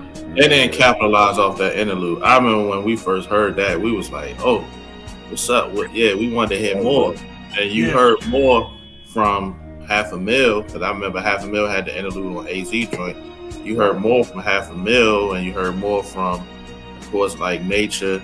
Then Nashawn came around, you know what I'm saying? And you didn't really hear from Wiz, and then the Uchi Wally thing happened, you know what I'm saying? Which kind of probably got them some money, but it boxed them in as well, you know what I'm saying? But that interlude, they didn't capitalize off that. Cause that was a highlight for me and my album, you know what I'm saying? Yep. All right, no doubt. Rel Tresban, who you got up next, man? Yeah, so I'm gonna go with one of the examples you used when you thought about this, and this is I'm gonna steal this one because this is the epitome of this subject to me, and that's Goody Mob, and out, you know what I'm saying, being in the shadow of Outkast, yo. Like, yo, them first two albums are, yo, man. You want to talk about classics to me, and this is, of course, is my opinion. I don't know if everybody agree with me, but these is classics, bro. Like they, and I especially I know some people that like the second one better than the first one. I love the first one though. Like Soulful, that shit is crazy. That song Goodie Bag, that shit is ridiculous. Like they had it, bro, and it's like, you know what I'm saying, like. They got love, but they didn't get the love that they should. You know what I'm saying? And it's hard being, you know, affiliated with one of the greatest groups, you know what I'm saying, of all time. You know what I mean? It's hard to really get your just due if you ain't them. You feel what I'm saying? And it was difficult for the Goody Mob. But, yo, those albums are crazy. You know, Soul Food is one of the best rap albums I've ever heard, man. Like it epitomizes being a person from the South. Everything about it is spiritual, man. It's family orientated. I mean, it has everything you ask for an album anyway, in general, but especially being from the South. It's flawless to me, man. From the first track, the way the album starts to the way it ends. I mean, to me, it's just one of the best rap albums I've ever heard. Seriously, it's amazing. Yeah, it's amazing, bro. And the dudes can rap too. Exactly. They really can rap. Exactly. I was gonna say I agree with you, Rel, because I was living in Atlanta in '98 when Still Standing dropped, and there was something special about being in Atlanta when Outkast and Goody dropped. Being in that city, it's almost like I've never been to a hockey game, but I'm sure if you put me, I don't even know what they call it, courtside, ringside, whatever the fuck, right there at the window, I'm sure I'd like that shit too. You know what I mean? Because it was just so incredible. But tell me this, do you guys think, because when I think of Goody, I just don't think it comes back to the Prince Poe, it comes back to the Ren. I feel like a lot of the people in Goody didn't really have huge personalities except CeeLo. Now, not that they couldn't rap, because that's something totally different, but just listening to everybody tonight, it seems like it's really coming back out more as just personality. It's like that's what edges you. Now, Big and Dre both had personalities. You know, I feel like Cujo and Timo, like they were dope MCs, but CeeLo was like, it's almost like CeeLo's the star of the show. Like I know people who was like, yeah, whatever them other niggas, where's CeeLo verse coming? Like, it's almost like Busta with leaders. It was like, yeah, Charlie Dingle, they cool, but when's Busta coming? So, do you think that's what kind of held them back? I mean, of course, being in the shadows of Outkast too, but just the fact that the rest of the MCs in the group were kind of just like, you know, we just dope lyricists. But see, I don't know. I thought they had personality. I thought everyone in Good. I mean, I do too. But when I think about, I guess when I think of personalities, it's the people that go on to have these great solo careers. Oh, okay. You know, the Pharaohs. You know what I mean? That Prince Bo couldn't do. The Cubes that the Ren couldn't do. So CeeLo's going on to do everything from singing to the Gnarls Barkley to, you know, everything that he's done. Whereas I don't know if any of the other ones have had albums out. If they did, nobody knows about it. Vague, what were you gonna say? I think also, and not that this should be a deciding factor for anybody, but I think it is like it was for Kiss. It's the voice. CeeLo has a very unique voice that you just never heard. It's infectious. Yeah, it's infectious. And then he's smiling all the time and shit. And you know, like you just like him. You know, you like him off the strength. So, you know, it just kind of stood out. But to Tone's point, you know, if you listening, yeah, you can hear they all got personality. But it just CeeLo just stood out in front. The same way with the Wu, right? Like telling Method Man Ghostface got more personality than most of the niggas on there, but Method Man was the guy, you know? Right. So it could be that, but it definitely was the Outkast thing for sure. Yeah. People pick and choose for some reason. Yeah. Again, why can't we just love them both the same? Right? Exactly. You know, like, Exactly. We keep coming back to this point. Why can't we just buy Outkast and buy Goody Mob's album at the same time? Like they in the same crew. It's like I don't know something about we can only buy one. You know, Eddie, who you got up next, man? Yo, I got speaking of personality, I felt like this MC had the most personality out of his group, but just didn't wind up being the biggest. And that's Rockness, Rockness Monster from Helter Skelter. And like we talked about it before on the show, like, you know, he had that ill voice, he had the personality, like the sense of humor too. Like, you know, he had all that shit, you know what I mean? And I actually feel like Sean Price was more of like in comparison, Sean Price was like the other dude, right? He was still nice, right? Sean Price was still nice. You know, Ruck, as Ruck, he was still nice. But not until like he switched it up and went solo, and then it was like, all right, that's the dude out of boot camp, you know.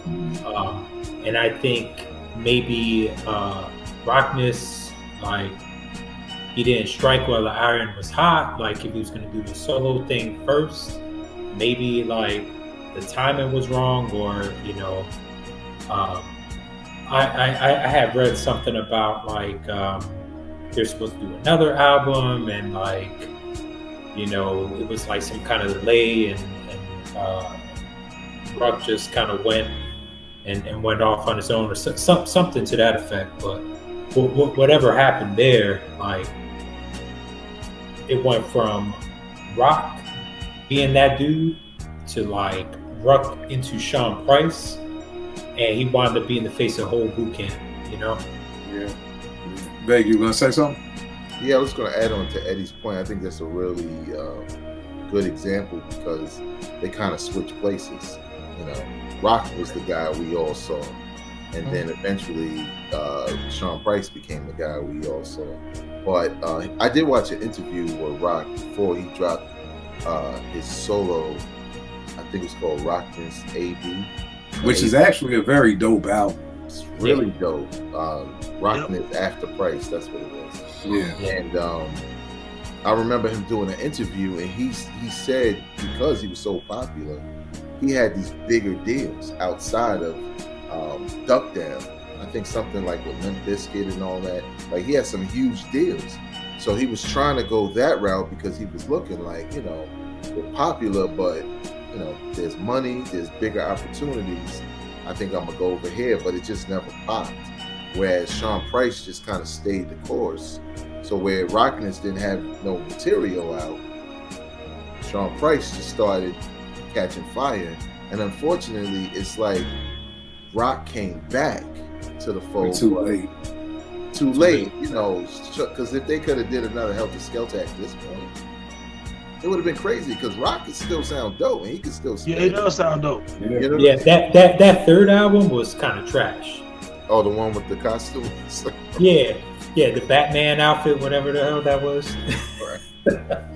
Yeah, but that's a dope point, Veg. If they would have came back to do another Helter Skelter album with Sean P being Sean P, you know what I mean? That definitely would have been crazy. And it's like you said, it's strike when the iron hot. Me and my man was talking about, I don't know if y'all remember Miles Simon. He used to do for Arizona when they won the chip in 96. And it was like Miles Simon would have came out that year, he would have been a lottery pick. He came back for his senior year, went the second round, and was a blur. You know, got scooped up by Orlando and just was a blur. You know, so it's like Scotty Thurman was the same way. You gotta strike when the iron is hot. There is no waiting in senior year and all that fun shit. That shit is over. Pete, who you got up next? You got anybody else, Porsche? I know you said you only had a couple. No, I do. But I wanted to throw in an R&B one, but I wanted JR to be here, and I don't know if he's here or not, but I'll save it. I'll say this one. I want to say AZ, but there's JR. Here it is. He's back. No, go ahead. I heard it. Yes. I was like, go ahead. Go ahead. No, I'll just go with my MC. I want to say AZ, and I was talking to Eddie and Kill about it, and we do not see eye to eye. Kill and Eddie see eye to eye on this. I do not.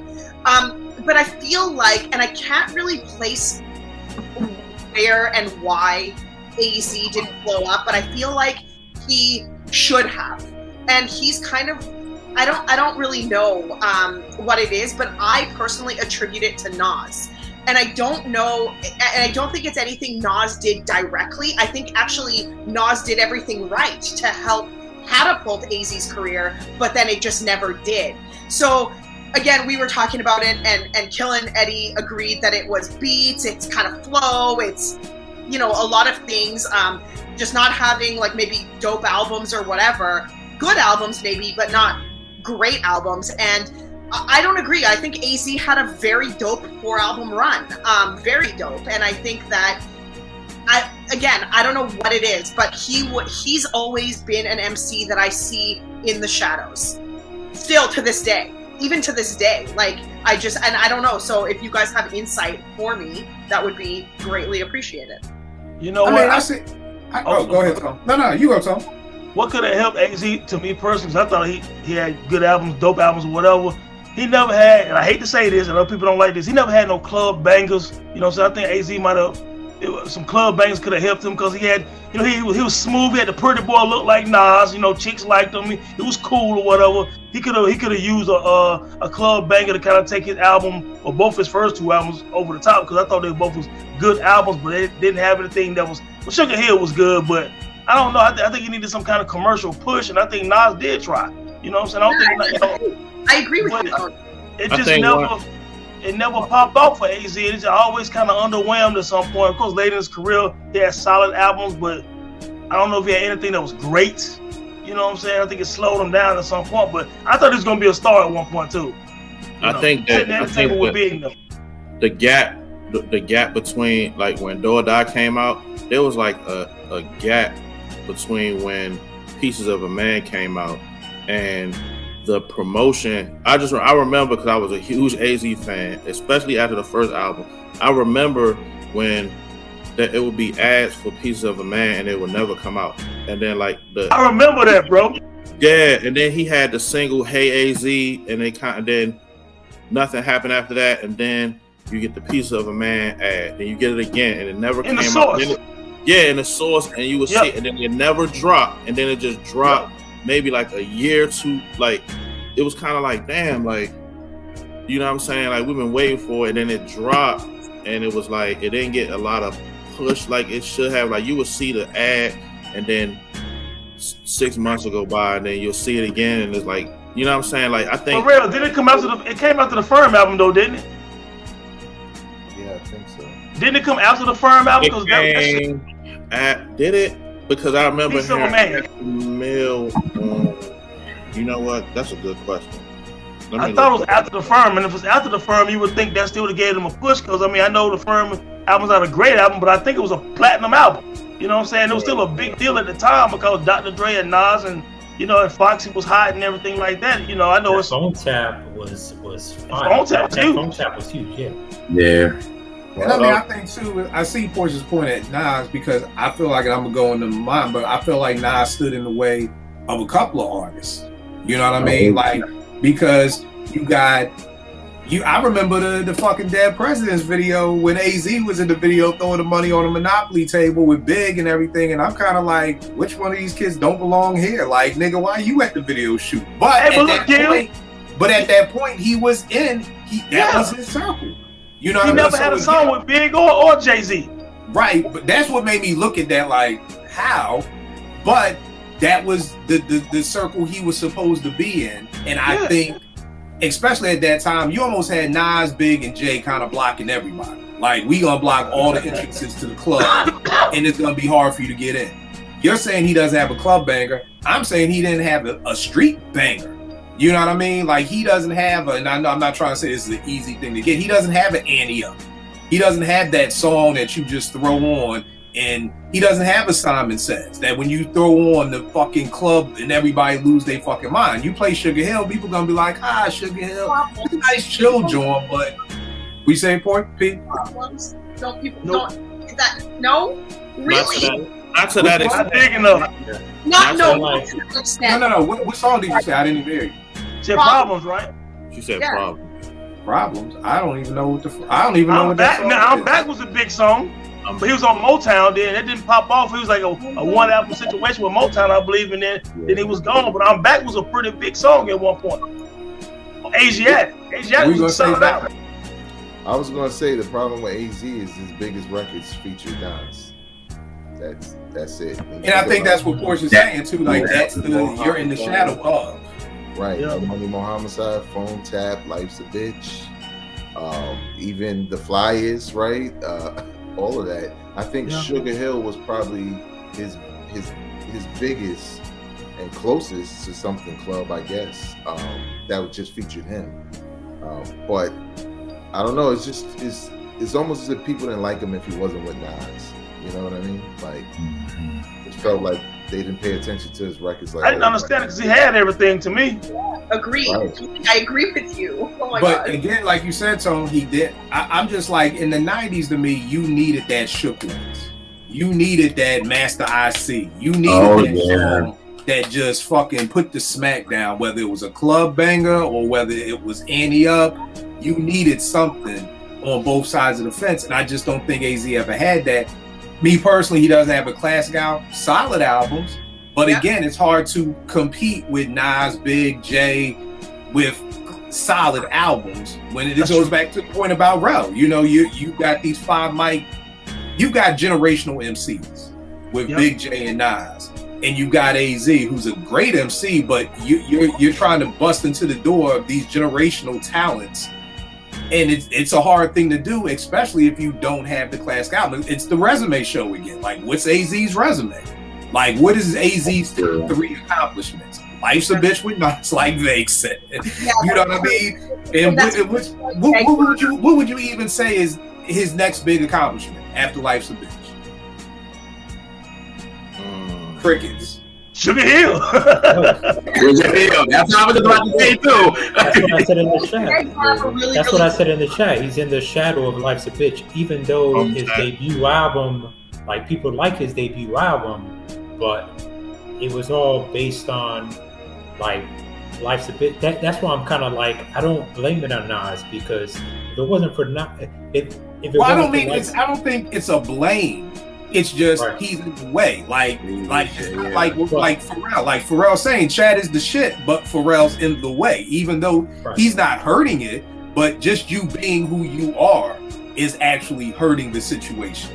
Right, but I'd also say that if it wasn't for Nas and Nas featuring AZ on that album, like, people want to know who AZ was. And I you know what? And I have to agree with you, Eddie. But the thing is at the end of the day, like, I just feel like AZ's always, to this day in 2023, in the shadow of Nas for some reason. But you got to make that classic album. Like, that's the thing. It's like it's almost like LeBron saying, I want to get 6 chips so I won't be in the shadow of Jordan. Like, you have to accomplish certain things to not be in the shadow of people, and AZ doesn't even have a classic album, and you're already looking at Nas that some people can even say before this 4-album run had 4 classic albums.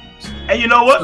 Or maybe AZ reached his potential. Maybe some of these people we thinking or whatever, maybe they reached what they was going to get because maybe he's supposed to be on the second team, because the first team was Nas, Biggie, Redman, all these guys in 1994, 95, 96, and maybe AZ is supposed to be on the second team, even though he's smooth flow and all of this. Maybe he was in his lane. I mean, I'm thinking out loud right now because, and here's the thing also is that I would probably say more of, instead of Nas, like, I would actually point to more Biggie and Jay, because like AZ is from Brooklyn. You know what I'm saying? Like at least Nas was the dopest MC in his borough. Like AZ wasn't the dopest MC in his borough. You know? True that. Huh? True that. And I just think like what Tone said was true. Like maybe because you have artists that can rap, they got a good flow, they got a good image. You know how hard it is to make a hit? Like, you know what I'm saying? Like song. Something, you know what I mean? Making songs. Like, look at Cannabis. He was the best. He could make a song to save his damn life. You know what I'm saying? So it's like maybe AZ reached his potential as a artist. Not to say skill wise. I'm just saying as an artist being out there. You know what I'm saying? Like maybe, whatever he was going to give to the public, it was already out there. Yeah, maybe it's meant for him to be that kind of underdog that, you know, a lot of us like the rapper that we like, you know what I'm saying? Maybe that's his lane, you know what I mean? And again, it goes back to accomplishments. Kobe wanted that 6th ring. He wanted to be, because he understood, if I want to be better than Mike, I got to at least have what Mike got. Yep. You know what I mean? So that's the thing with AZ. If you want to be outside the shadow of Nas, the nigga, you're going to have to give what Nas had. Nas had some club bangers. Hate Me Now, you know, you may not like him, but he had some club bangers. You know what I mean? He's got some generational songs that you can still throw on to this day. New York State of Mind is one of them songs that still sounds incredible in 2023 like it did in 94. Then that's just something A doesn't have. It could go back, and one of the things I did do the research on these record labels, Trends of Culture was on Mad Sounds Motown. I've never heard of Mad Sounds a day in my life that was a subsidiary of Motown. So can we expect a group that's on Mad Sounds Records to compete with Jive Records or the Woo on Loud or whatever? The Boogie Monsters was on Pendulum EMI. Like, I don't even know anybody else who was on EMI. Somebody else was on EMI? No, AZ was on freaking EMI. That was another thing. AZ was on there. AZ's first album, Do or Die. This is why the Piece of a Man thing EMI folded. Yep. Right. Okay. Yeah, So see, that's the thing. So we get, right. Yeah. So that's the thing. You're getting on labels who don't know what to do with hip hop versus these other people who are on labels that do know what to do with hip hop. Jive may not be a hip hop label, but they had BDP, they had Souls, they had, you know what I mean? So, and then Hard to Obtain was on Atlantic. Like Atlantic was not a heavy hitter of hip hop albums in the 90s. You know what I mean? So again, it may not even be on the artist. It may just be on these labels and not knowing what to do with these artists. But since we're staying with Nas, I got two MCs that I think Nas stood in the. Oh, I'm sorry. One last point on that, because I think the Kobe analogy is perfect for AZ, right? I didn't care if Kobe had won 3 rings, but he did win them with Shaq, and it wasn't a whack Shaq. It's one of the greatest players of all time. It's Super Shaq, right? No doubt. It wasn't until, and I know he felt this way, he got his 2 without Shaq, that he felt like he established himself. You know what I mean? So AZ having his debut album and Nas is on more than one song, and those in most cases are considered like the standouts, like More Money, More Murder, More Homicide. Like it's like, and who knows, maybe a label say, yo, put some more Nas on this shit, because that could have been the case, but he just didn't get a chance to debut himself and maybe have Nas do a hook or talk or whatever. So it just was forever linked to that dude, unfortunately. Not to mention the OG Your World Don't Stop. That shit was crazy. Not the one that ended up on the album, but the OG Your World Don't Stop, I think it was produced by Spunk Bigger. It was crazy. We used to run that up at 889. So again, label politics play a huge part in this. With Nas, I got 2 MCs, OC and Mike Geronimo, that I think Nas was in the way of.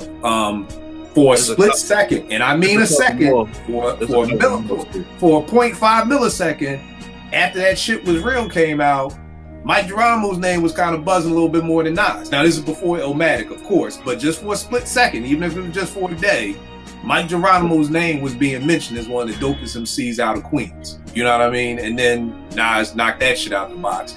And then for me with OC, just a very lyrical dude, very credible, incredible first album, Word Life, but it came out in 94, the same time Illmatic came out. you know, and kind of just two dope lyricists coming out in the same year, and it's just Illmatic just threw the whole shadow over, you know, Word Life, you know, and most people only know, you know, Time's Up and maybe Born to Live. You know what I mean? Maybe Born to Live. But most people only know OC for Time's Up. You know what I mean? That man got even in a situation like that, AZ doesn't even have a Time's Up. You know what I mean? Like, you throw Time's Up on, niggas is getting hyped. Like, yo, you like people start going crazy. Again, AZ doesn't even have that. So I felt like Nas kind of stood in the way of both of them. I call it the Luther Vandross syndrome. Like, if you think of an 80s R&B male singer, you think of Luther. You had Freddie, you had Alexander O'Neal. Good careers, but if Luther wasn't in the way, their careers could have been better. And I feel like that's kind of like what Nas was. He was like the boulder who stood in the way of a lot of MCs at that time that could have been something. Bro? Yeah, I remember, like, if you had a particular style with your rap, they would compare you to Nas. Like, they would compare you to Nas, and it was like a bad thing. Like, your career would be fucked up. Like Ali Vegas, Ali Vegas, yes. Royal Flush, you know, OC, like you said, Mike Geronimo. I remember those comparisons. Like, and it you know, it was nothing that Nas did. It's just like they would always get compared to him because of the style or the way that they rapped at the time, and it just wound up being a detriment to them. You know what I'm saying? And I hate the comparison. No, go ahead, Tom. The timing for OC was bad too. Like you said, you know, the first album Nas come out, Biggie ended up coming out that fall. Then, man, Jewels in '97, man, to me it's an awesome album, but 1997 it's flooded with Wu-Tang Forever and fucking Mason Bad Boy. Yeah, that's the thing. Like, the whole style changed. Like, the whole face of hip hop changed by '97. So again, you get lost in the sauce. You know what I mean? Jewels has everything you want on the album. Everything. Great album, bro, and they get overlooked a lot. You know what I'm saying? Yeah. So I definitely got that. Tone, what you got up next, man? All right, man. I'm gonna go R&B real quick. I'm gonna go Devontae with Jodeci, man. The reason why I'm saying Devontae is because people think of Jodeci, they always think of Casey and JoJo, but Devontae made the music and wrote the music. You know what I'm saying? So, and then he also mentored Timbaland and all of these people in Virginia at some point. So, I mean, his legacy should be so much bigger, but I think he had a lot of personal issues and personal problems that just stifled who he could have been. I mean, Devontae could have been on some babyface shit, like real talk. He's that good, that talented, but he just kind of, you know, he doesn't really get looked at, I think, the way he should be, even though he did pretty much produce and wrote all the Jodeci albums. You know what I'm saying? So, dude was incredible, man, but, you know, issues. I heard the boy was out there being like a slave driver, like beating people up, beating them. Yeah, he was wilding. Oh, yeah, he was wilding. Oh, yeah. Yeah. Smacking niggas. I'm like, God damn, y'all letting Devontae? This the nigga y'all let smacking you? Like, God damn. Y'all don't be fooled, because he kind of tall when you stand up from them damn drum sets. You like, oh. I mean, God damn. I mean, I get Suge smacking niggas up, but I'm like, God damn, Devontae too? But then I heard too, like, after he got robbed or whatever, he kind of really became a recluse. Like, he kind of just never really bounced back from whatever happened during that robbery. Oh yeah, they traumatized him, bro. Yeah, and just kind of, he just, you know, kind of just stopped. But yeah, you're right. Devontae's name should be brought up a whole lot more. Gifted musician, man. Gifted musician. Than what it is brought up. And I think, again, it's just because of Jodeci. That's really all he did. You know, he didn't have that really opportunity to go out and do so much for so many other people. So that's kind of just it. Gerald, who you got up? I'm gonna say this. I'm gonna just call it the Whitney syndrome. She blocked so many people. Mickey Howard, Vesta, Regina Bell, Melissa Morgan, Angela Winbush. Like, if there was no Whitney at all, and Clyde wouldn't have never got all of that and made her who she was, these ladies probably would have had a lot more crossover success. You know what I'm saying? She even blocked Stephanie after a while, because Stephanie was having crossover before Whitney came in, and once Whitney came in, it was just like done. All the females was done. So that's what I call it, the Whitney syndrome, honestly. And the crazy Whitney thing, had the crossover tracks too. Yes. Yeah. Oh. But I think the other thing with Whitney was, you said it, it's Clive. Like when you have the machine behind you, there's nothing that is, you could be subpar, and with the machine behind you, and there could be a great singer next door at an OK label, the machine is gonna push who they want. You know what I mean? And so, I mean, I think that's the thing, because if Whitney is signed to, if Whitney's trades places with Angela Winbush, and Angela Winbush is under Clive, and Whitney is on whatever label she was on, we may not even be having this conversation about Whitney Houston. But she's got the machine behind. What do you think, JR? I see your eyes floating. No. I'm agreeing with you, because I'm thinking if she would have signed with Elektra, because that's who she was supposed to go to, if this conversation would be different too. I mean, because here's the thing. One of the people I had was Reese and Alicia Keys. And most people wouldn't compare the two. The only reason why I compared the two is because they dropped on the same day. Like, I remember this. They dropped on the same day. I brought both of them because Roots, my OG, did 2 songs for Reese. So I was like, gotta support Roots. And I enjoyed Reese's album better. But when I would tell people about it, like, who fucking Reese? Because Clive Davis was going to make sure you knew who Alicia Keys was. You was going to make sure you heard Fallin' everywhere the fuck you went. Dentist office, elevators, radio, fucking malls. It was going to be everywhere. So yeah, I just think when you get that machine behind you, it's a whole nother momentum builder for you right there. And Clive was not going to let you lose. Same thing with Beyonce. Like you said, she had that wax single. Nobody bid it. And radio, and you know what the label do? We just gotta act like that shit never happened. Yep. Whereas if you're not Beyonce and it's just the Apartment 5B crew, guess what? We gonna have to live with that single that didn't go nowhere. We gonna go, they gonna be like, you owe us money, we gonna drop you. But when you're Usher and you're Beyonce, you get second and 3, 4 chances if your first single don't blow. You right about that too, because he did the same thing with Angie Stone. When she signed with him. He was like, we're not going to talk about Sequence. We're not going to talk about her being background for D'Angelo. We're cutting all that and we're going to start from here. And when they did that, it worked. You know what I'm saying? So it was like, you right. It's like he give you, once you get the machine behind, you can have 4 or 5 different tries and you good. You know what I mean? Yeah. So. Same thing. A white sitcom, Friends could get 5 years to pick up. A black sitcom, nigga, you get 4 episodes. We'll cancel you in the middle of the fucking season. Yeah, or steal your show. Hey, what you got up next, bro? I got Black Rob. I think a lot of times when you think about Bad Boy, when you think about when Black Rob dropped, I mean, I think the Source gave him 5 mics, right? Like for his 4.5. Yeah, 4.5. Which was strong, right? He had a hit single. Yep. And it's almost as if when you think of Bad Boy, you'll think of Biggie, The Lox, even Mace, before you get to Black Rob. And I think what got in his way was just the aftermath of Big's death, and it feeling like, okay, it's a different label now, right? Like, who's the leader? You know, the Lox didn't come out the way we thought they should. No one really looked at Mace as that, even though he was leading on as far as commercial success. And then Black Rob comes out, but it just weren't many people who bought that album or listened to that album, regardless of how critically acclaimed it was. And he had a hit, you know what I'm saying? And it just didn't really matter in the grand scheme of things, because again, as you fast forward into time, he seldomly gets remembered for what he did. Besides, Whoa, and he had a very dope album. So his second album dope too. He doesn't. I'm still on AZ. AZ don't have a Whoa. Like, you throw Whoa on, niggas lose their fucking minds again. Yeah, so it's not even about a club banger where it's a crossover club banger.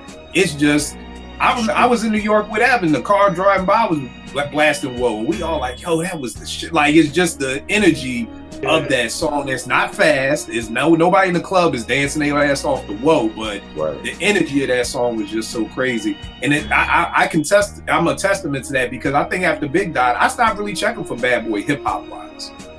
Yeah. Like, I just checked out. Like, I'm one of the people. I've never heard Black Rob's album.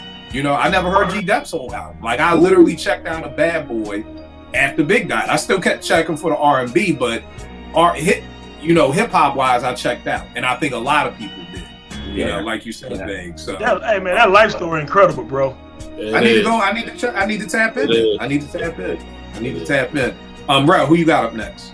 Yo, Kill, we think alike because I got Reese, and I got her. I got it because I think, and I could be wrong. I think they tried to like put her in like the neo soul. Yeah. They even tried to put her in the alternative. Yes, alternative. That's where they really tried this shit to was the alternative. And that album, you can't really even put that album in this joint right here. Y'all watching at home? Very dope album, right? Hey, Rail, is that the album with Ice King and like Golden Boy or something? Oh yeah, that joint crazy. Yes, it is. That's crazy. Yeah, and I like JR, how would you describe that album? Because it's you can't really put it in a box. Like it's. I would actually kind of put it like Adriana for real. Okay. I would give it that type of flavor for real. That. Like but I think the bad part is at that time, the way that we can't put it in a box makes it hard to market. You know what I mean? Because she's not neo soul, she's not really alternative. It's a little rockish, but then it's got some hip hop to it. What one of her songs on a car commercial? I'm not sure. I heard Nas did a remix to Ice. They say Vision is on a car commercial. It was on one of the car commercials. I remember that. And I want to say Nas did a remix to Ice King. Somebody just sent me that recently. He did. Yeah. So I mean, but I think that's the problem with Reese. At that time in 2000, it's very hard to be in that box. Yeah, that was 2001. Yeah, 2001 to come out, and you're coming out in that box. Like Andre 3000 could be in that box, but he didn't come out in that box. He came out hip hop, and then he morphed to that. You know what I mean? You think if she would have came out at another time, it would have been better, or? I definitely think it was a timing thing. Like I don't know the exact time, but I know in the 2000s it would have been more. Later on, it would have been, I think, more accepting. You know what I mean? Kind of like almost like Bilal. You listen to Bilal's first album, that shit is hip hop. You know, I interviewed him. He's in the studio. He's in the studio with Dilla and Dre and all this stuff. By his third album, that's some old weirdo shit. You know, I like it. But most people don't fuck with Bilal's third album like that. Really, his second, Love for Sale, got shelved. So yeah. But whatever this one is called over here. But Airtight's Revenge.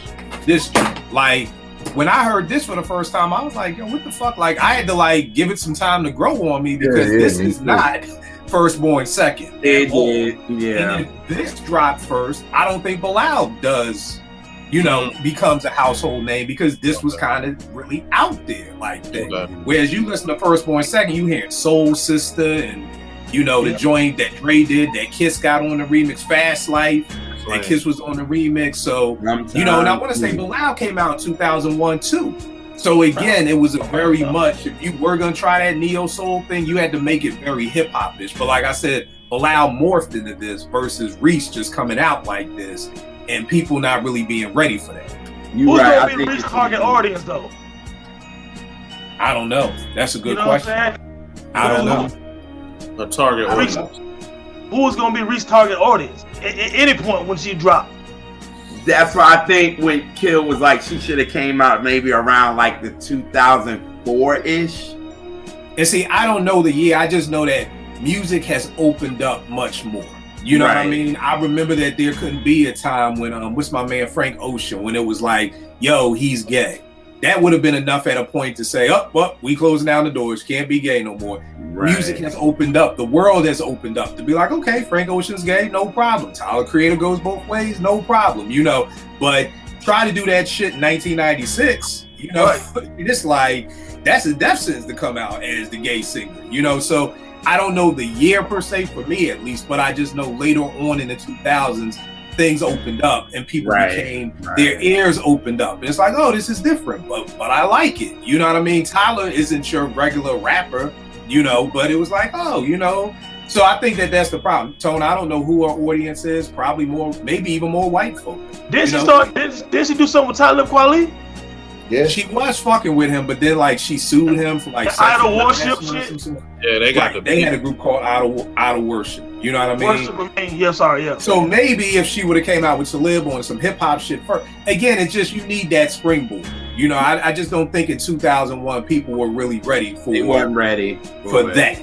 You know what I mean? Whereas, you know, further on down the line, I think Reese would have been dope. And it's sad that you can't do that. Like a Men in Black moment, like fuck it, never came out. We gonna re-release it now or whatever like that. But yeah, Reese is a definitely slept on artist. Eddie, who you got up next? All right, this one may be, but I'm going with Kool G Rap. And even though Kool G Rap is a legend, everyone says he's a legend, right? Everyone agrees.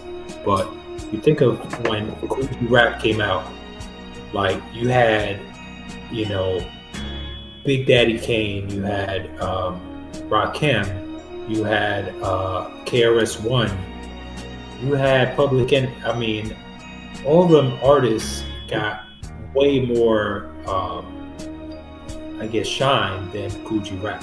I mean, if you want to talk about technicality, Kool G Rap was right there.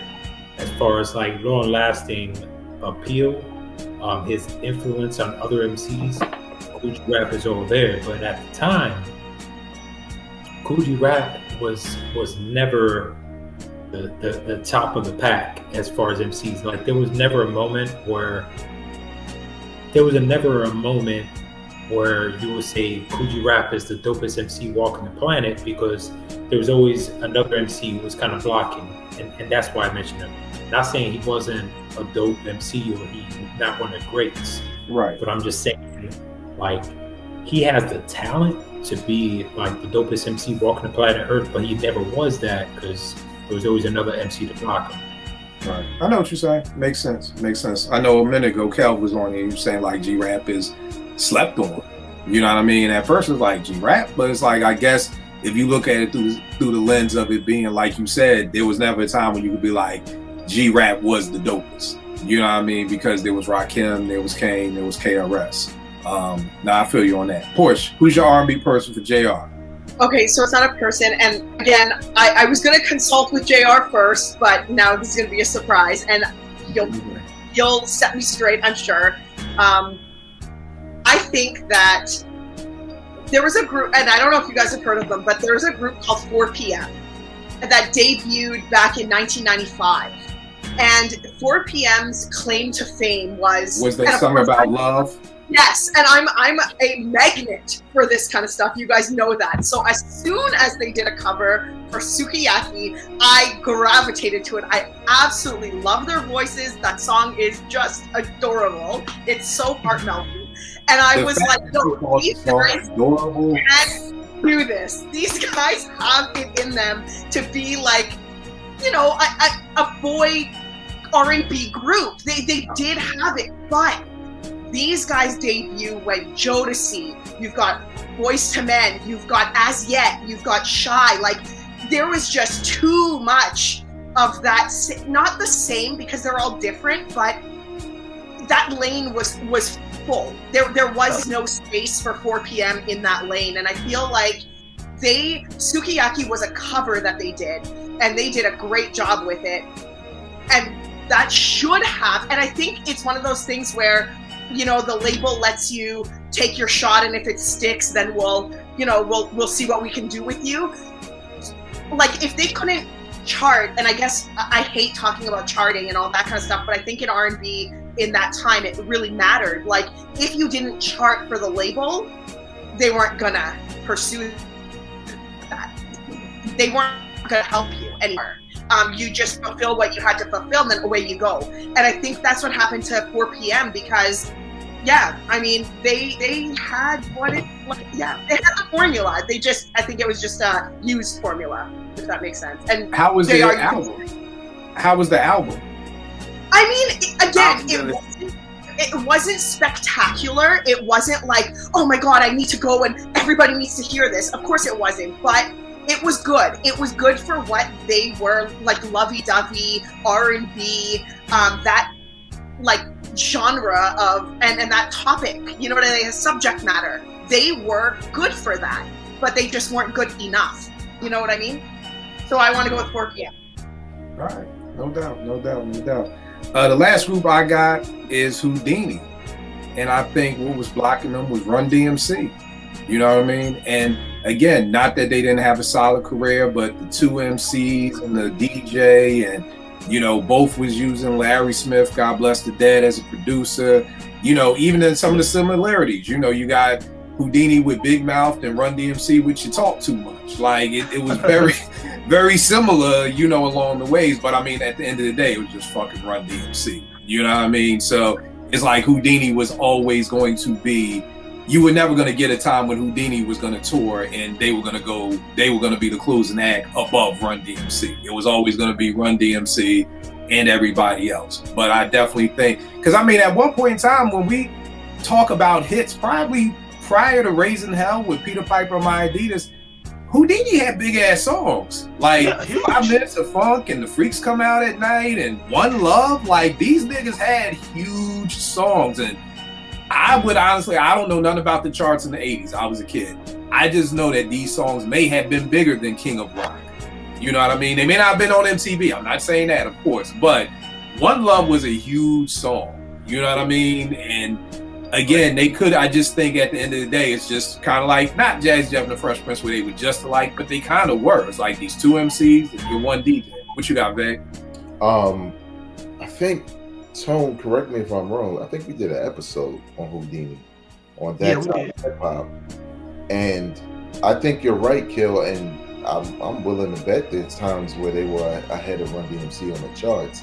And I think a lot of it not only had to do with the songs, but the production. Yeah. That production is uniquely Houdini. Yeah. Like when you watch some of those old shows and Freaks Come Out at Night is on, that crowd is lit. Like, yeah, you know they could perform too. They could perform. It was crazy, and but to your point, as big as they were back then, they weren't Run DMC. You know? Right. You didn't have Russell Simmons with that, you know, and even though they were just on profile, I feel like Russell's mind was always trying to connect the dots on, you know, getting the Adidas representatives to come out and being able to kind of foresee. I talk about this with the Roots a lot, like with Rich Nichols, who was their manager since day one, and just being able to have a manager who's just being able to see all the way to the future, you know, and Quest was talking about even when Rich was like on his deathbed dying, it was like he kind of gave Tariq like, yo, you need to be doing X, Y, and Z, and Quest, you need to be doing this food stuff. And, you know, he kind of on his deathbed, he's still mapping out what's next for you guys.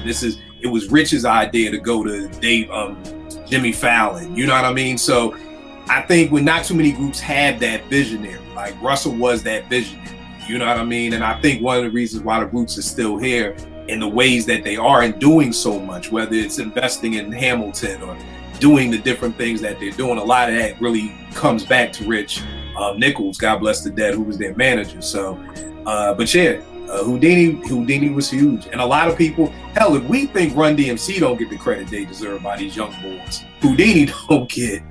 These young boys don't even know who Houdini is.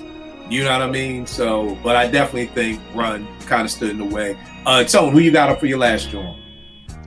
I'm gonna go with True Goer from De La Soul, man, because you know at the end of the day, a lot of people always cite Pasta News because he is an amazing MC, but Dave is underrated, man. You know, so you go back and listen to these De La Soul albums, man. He holds his own on all of them, especially one of my favorite De La Soul songs, "Stakes Is High," the title track. I mean, he the one had that verse that really shook some people up a little bit. '96, man. That one I'm talking about, I'm sick of, you know, whatever. Yeah. So I mean, yeah, man, True Goer, man, a dope MC, man, who I don't think is mentioned enough, man. You know what I'm saying? I'm a big fan. And actually, that's my favorite MC. That's my favorite on in the group, bro. That's my favorite. Man, Dave is my favorite. Has always been from day one. You know what I mean? So definitely a dope quote with that. JR, who you got up for your last joint? I'm gonna say the Luther and Freddie. Together, they done blocked a lot of dudes for real. So you had like Glenn Jones and Keith Washington and Howard Hewitt and even Jeffrey Osborne could have had bigger records if it wasn't for these two kind of running it. It was like you couldn't go that way because you know what I'm saying. Freddie had that. Couldn't go that way because Luther had that. So where do you go?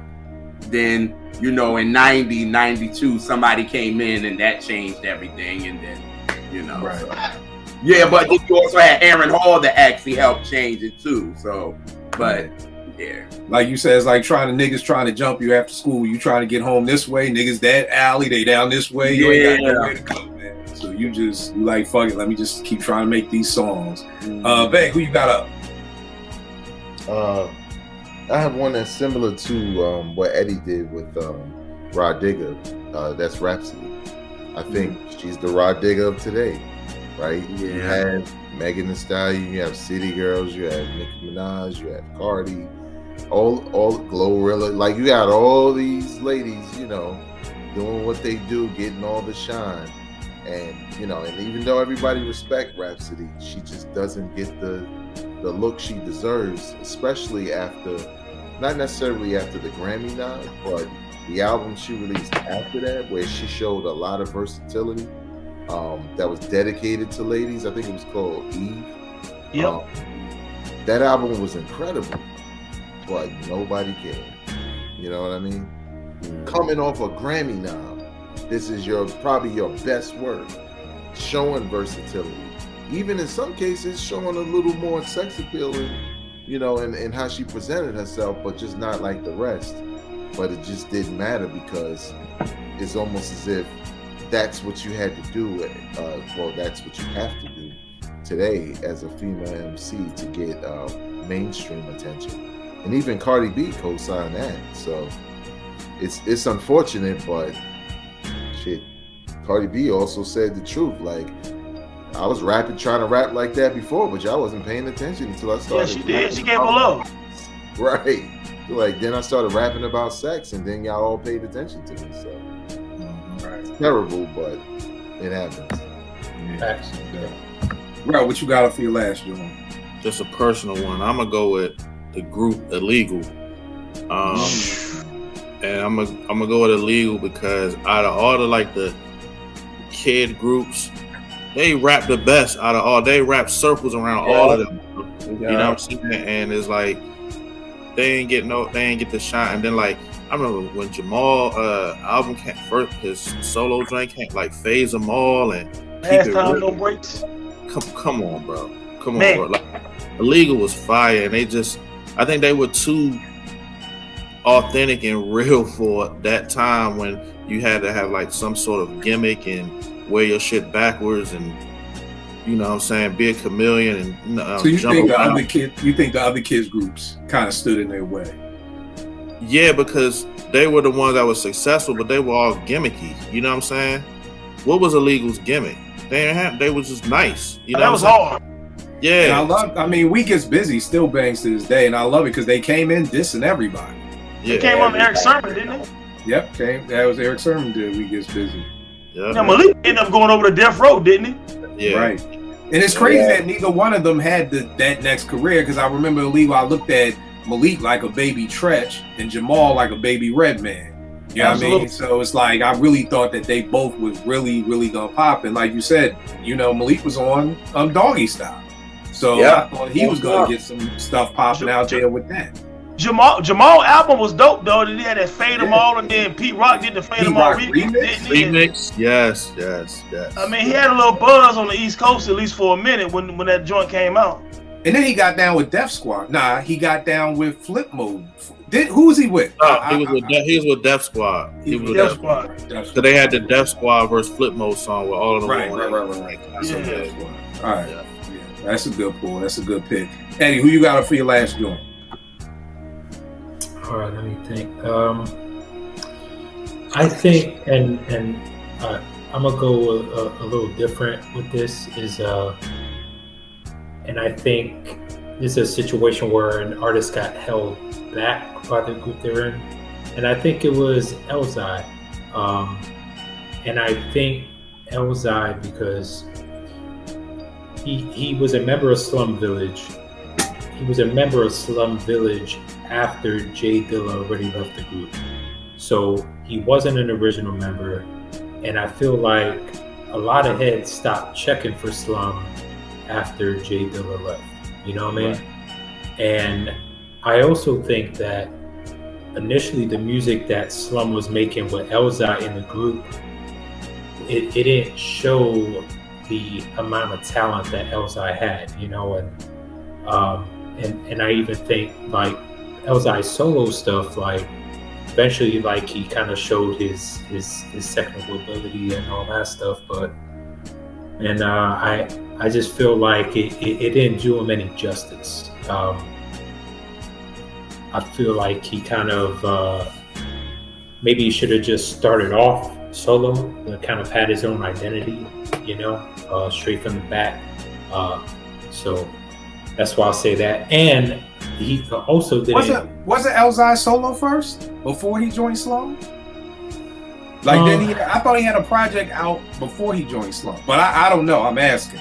I don't think. I mean, I think he had like a mixtape or whatever, but so he didn't have a joint before. I don't think his album came out before, because I want to say he was on the Trinity album that came out Oh, don't get me lying. I'm like I said with Bad Boy. After Dilla left Slum, I was good, so I could tell you none of their albums after that. Fuck with their singles. I fuck with that joint. Tainted was dope. Like there were songs that I like. Even the joint that Kanye did, Callin', whatever that one is with Kanye. Selfish. Yeah. Love Selfish. Yeah. And I also think he didn't do himself any favors with the Illmatic, even though a lot of people love that project, but he kind of put himself in the saddle of Nas because he was redoing Illmatic. Then there was a Nas comparison, so he really didn't do himself any favors, even though it was a dope project. He killed it. Yeah, he killed it. And again, I always said we got to give credit to that band, because that band to me is really what really put it over the top. Because if he was just rhyming over the instrumentals, it wouldn't, to me, had the same feel. One of the dopest things about that album is I gotta remember the name of that band, but they would go into different, you know, samples and just the fucking. I got the instrumental of just the band by itself that I could listen to. Yeah, I'll send it to you. It's just that band was incredible. They were incredible. You know what I mean? So I think that you know that now that's an example of what I would say an hour sound. Like, because AZ didn't make that album by himself. That Will Sessions, that's the name of it. Will Sessions that's him. played a huge part in making Illmatic what it is. All right, I got two people who blew because these other two people gracefully bowed out. I got Toni Braxton, to me, wouldn't have blown if Anita Baker kept singing, because they had that same, like, I don't know, deep voice. They got that same tone. So I think if Anita was still there, I don't know if Toni pops. What do y'all think? I'm gonna have to disagree. Okay. Yeah. I'm gonna have to disagree, because I mean, if you listen to Anita's Rhythm of Love album, it sounds a lot like Toni's debut. It's damn near the same type of sound. No, but that's what I'm saying. So you think if she, but I mean, Anita, I feel like Anita at her height was Rapture, or am I mistaken? Is that just for me? I think her height was definitely giving you the best. Okay. That was her mainstream, probably. Huh? You think Giving You the Best is better than Rapture, or you saying that her height? No, I think that was her peak. Like, as far as that, because then after that she gave us compositions that really people wasn't really rocking like that, because it was so jazzy. So then we're going into a new space. I don't think Anita would have been making what we wanted her to make. So I think Toni would have came in anyway. Even if it would have been fine. I see what you're saying. All right. Yeah. The other person I got, Jay-Z. I think if Big would have still been here, I don't know if Jay-Z. And I know that this is the infamous. I know Jay. If Big was live, we would have got commission. Hey, we got to do a show on this one. I know. Yeah, we got to fight on this one. I got some things. I know. But again, so that's one of them for me. Set this up for another day, player. Right. We could do this another day. The chick all sorts of vibes. It's oh God, yes. Oh, you really got everybody going. Now here's the one I'm actually shocked nobody said. Big Pooh. I think Big Pooh is always going to be in the shadow of Fonte. I thought you was gonna say it because you had said it last. I mean, I said it as an example, and I thought somebody was going to use it, and nobody used it. Yeah. Meg, what's up? I was well. I didn't have that down because I thought you were gonna say it, but I was gonna say Little Brother as a whole, just because of the whole, Kanye peaked their style and their approach, and kind of aped it before they could even drop.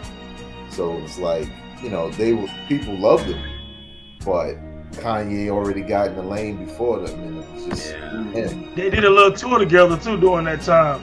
Oh, word? Oh, really? They had a couple of shows, couple of sets together during that time. Yeah, Ye came down a couple of times and did some stuff with Ninth. They did that joint with Consequence. I see now, and they kicked this up and had a couple of little shows. Oh wow! It was something small though, like a college tour. I think Little Brother, they jumped on the college tour with Kanye for like a couple of joints or whatever. But he dug them a lot. But like you said, he blew so much, he kind of wiped them out. I kind of had rapper Big Pooh on my list, like kind of as a honorable mention. And my thing with rapper Pooh is that if you look at the dynamic, right? I don't think there's too many people that would say that rapper Big Pooh was a doper MC in the group, but I do feel like when rapper Big Pooh started making his solo albums and he started linking up with certain producers like Knots and Focus, 3 Dots, and other producers, like he started crafting his own sound, and I feel like he kind of came into his own as an MC. Now, when you heard the Little Brother Reunion album, I feel like Fonte and rapper Big Pooh was neck and neck, and I don't remember if I could say that with any previous Little Brother album, because I feel like with rapper Big Pooh, he had developed himself so much, his identity as an MC. And so I look at that May the Lord Watch album, and rapper Big Pooh, like he had the moments, like he had a lot of moments. And now that latest album that he dropped was one of my favorite albums of last year, 2022. Yeah, definitely. And I don't even know what y'all think about this. I had MC Shan with Shadowbot, was an LL Shadow, and maybe it's just the Red Kango. They both from Queens. That's all it is, kid. That's all. I remember seeing MC Shan as a shorty and being like, "You like a broke LL nigga? Like you like a skinny broke LL? Like Red Kango? Like he ain't have a blue Kango. He had the Red Kango, and so. But yeah, Veg, you had something for Shan? Oh yeah, you always gonna be in the shadow of the GOAT, okay? Dope. Yeah, but I just remember seeing Shan being like, "Dog, you gotta get you another hat, man. You can't have a Red Kango not at the same time LL and be from Queens. Like, nigga, you have to get a new hat." Okay, so here's a true Vegas story. Don't tell me you met Shan in Queensbridge out with Will and Nas. I mean, well, I don't know about with Nas. I keep telling y'all, Nas wasn't always there, but I remember when me and Will were going to the store, right? And he was like, "Yo, they go Shan," right? So all I see is a skinny nigga with a Kango. I'm like, that's not him. Right? But it was. But he didn't have a shirt on, and that the Wait, what? Wait, what? Like, it was in the summer or some shit like that. But you Shan and you in Queensbridge, so I guess you could go to the store with no shirt. First of all, why you're there? That's what I'm first thinking. So you don't got a shirt, but you put on the Kango though. Right, you put the Kango on. But that was the thing. I looked like, why does this nigga look like LL? Like, what kind of shit is that? Like, because that's some LL shit. See? That would have been something L did, going to the corner store, like on some Omar shit, going to the store in your pajamas, like LL coming to the store with a Kango on and no shirt. Just go get some fucking toasted oats or whatever. Right, exactly. This nigga Shan at the corner store with no damn shirt on, man. By the way, not even a surprise. Yeah. Now, Gerald, tell me about this one. I had Christopher Williams. I had Albie Shore kind of blocked him, and then dark-skinned singers kind of threw a shadow on that nigga because. Wesley Snipes. Yeah, like, no, beat that ass. Like, because now when Christopher came out like 90 and we are in pro-black, I'm in high demand right now. I was a high demand nigga. Okay, like prime 88, 89, nigga. Dark skin, yo, we were winning like motherfuckers. So do you feel like Albie Shore stood in Christopher's way any or? Because by the time Christopher Wiz came out with I'm Dreaming, shoot, Albie Shore was kind of going down his damn self. Thinking about it.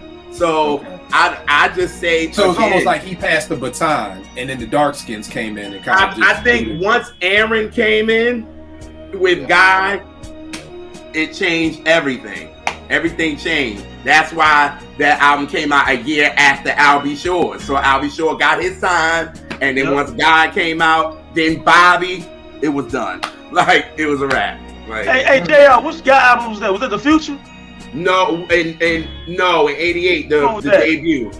The debut of the self-title, right? Mm-hmm. That's right. Mm-hmm.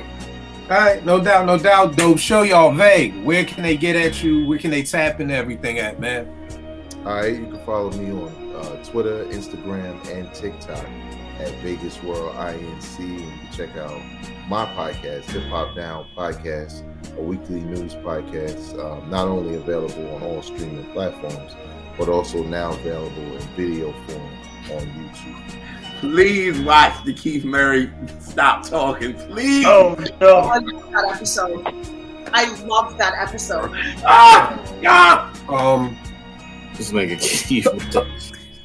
Talk about Willmatic real quick, man. It's old to us, but still an incredible album. Yeah, no doubt. Willmatic is an album that I put together with Our Sound. Yeah, it is Our Sound because, like I said, Vegas was telling me, Will likes Impeach the President, Kill do something to Impeach the President. That's how you get a collab, and that's an Our Sound. Right. Definitely. But nah, you know, it's an album by my cousin Ill Will. Back in the 80s and early 90s, I spent a lot of time in Queensbridge with my family then. So, you know, I grew up around him, and also just knowing how influential he was to me, and also, you know, his little brother who was, you know, really young at the time.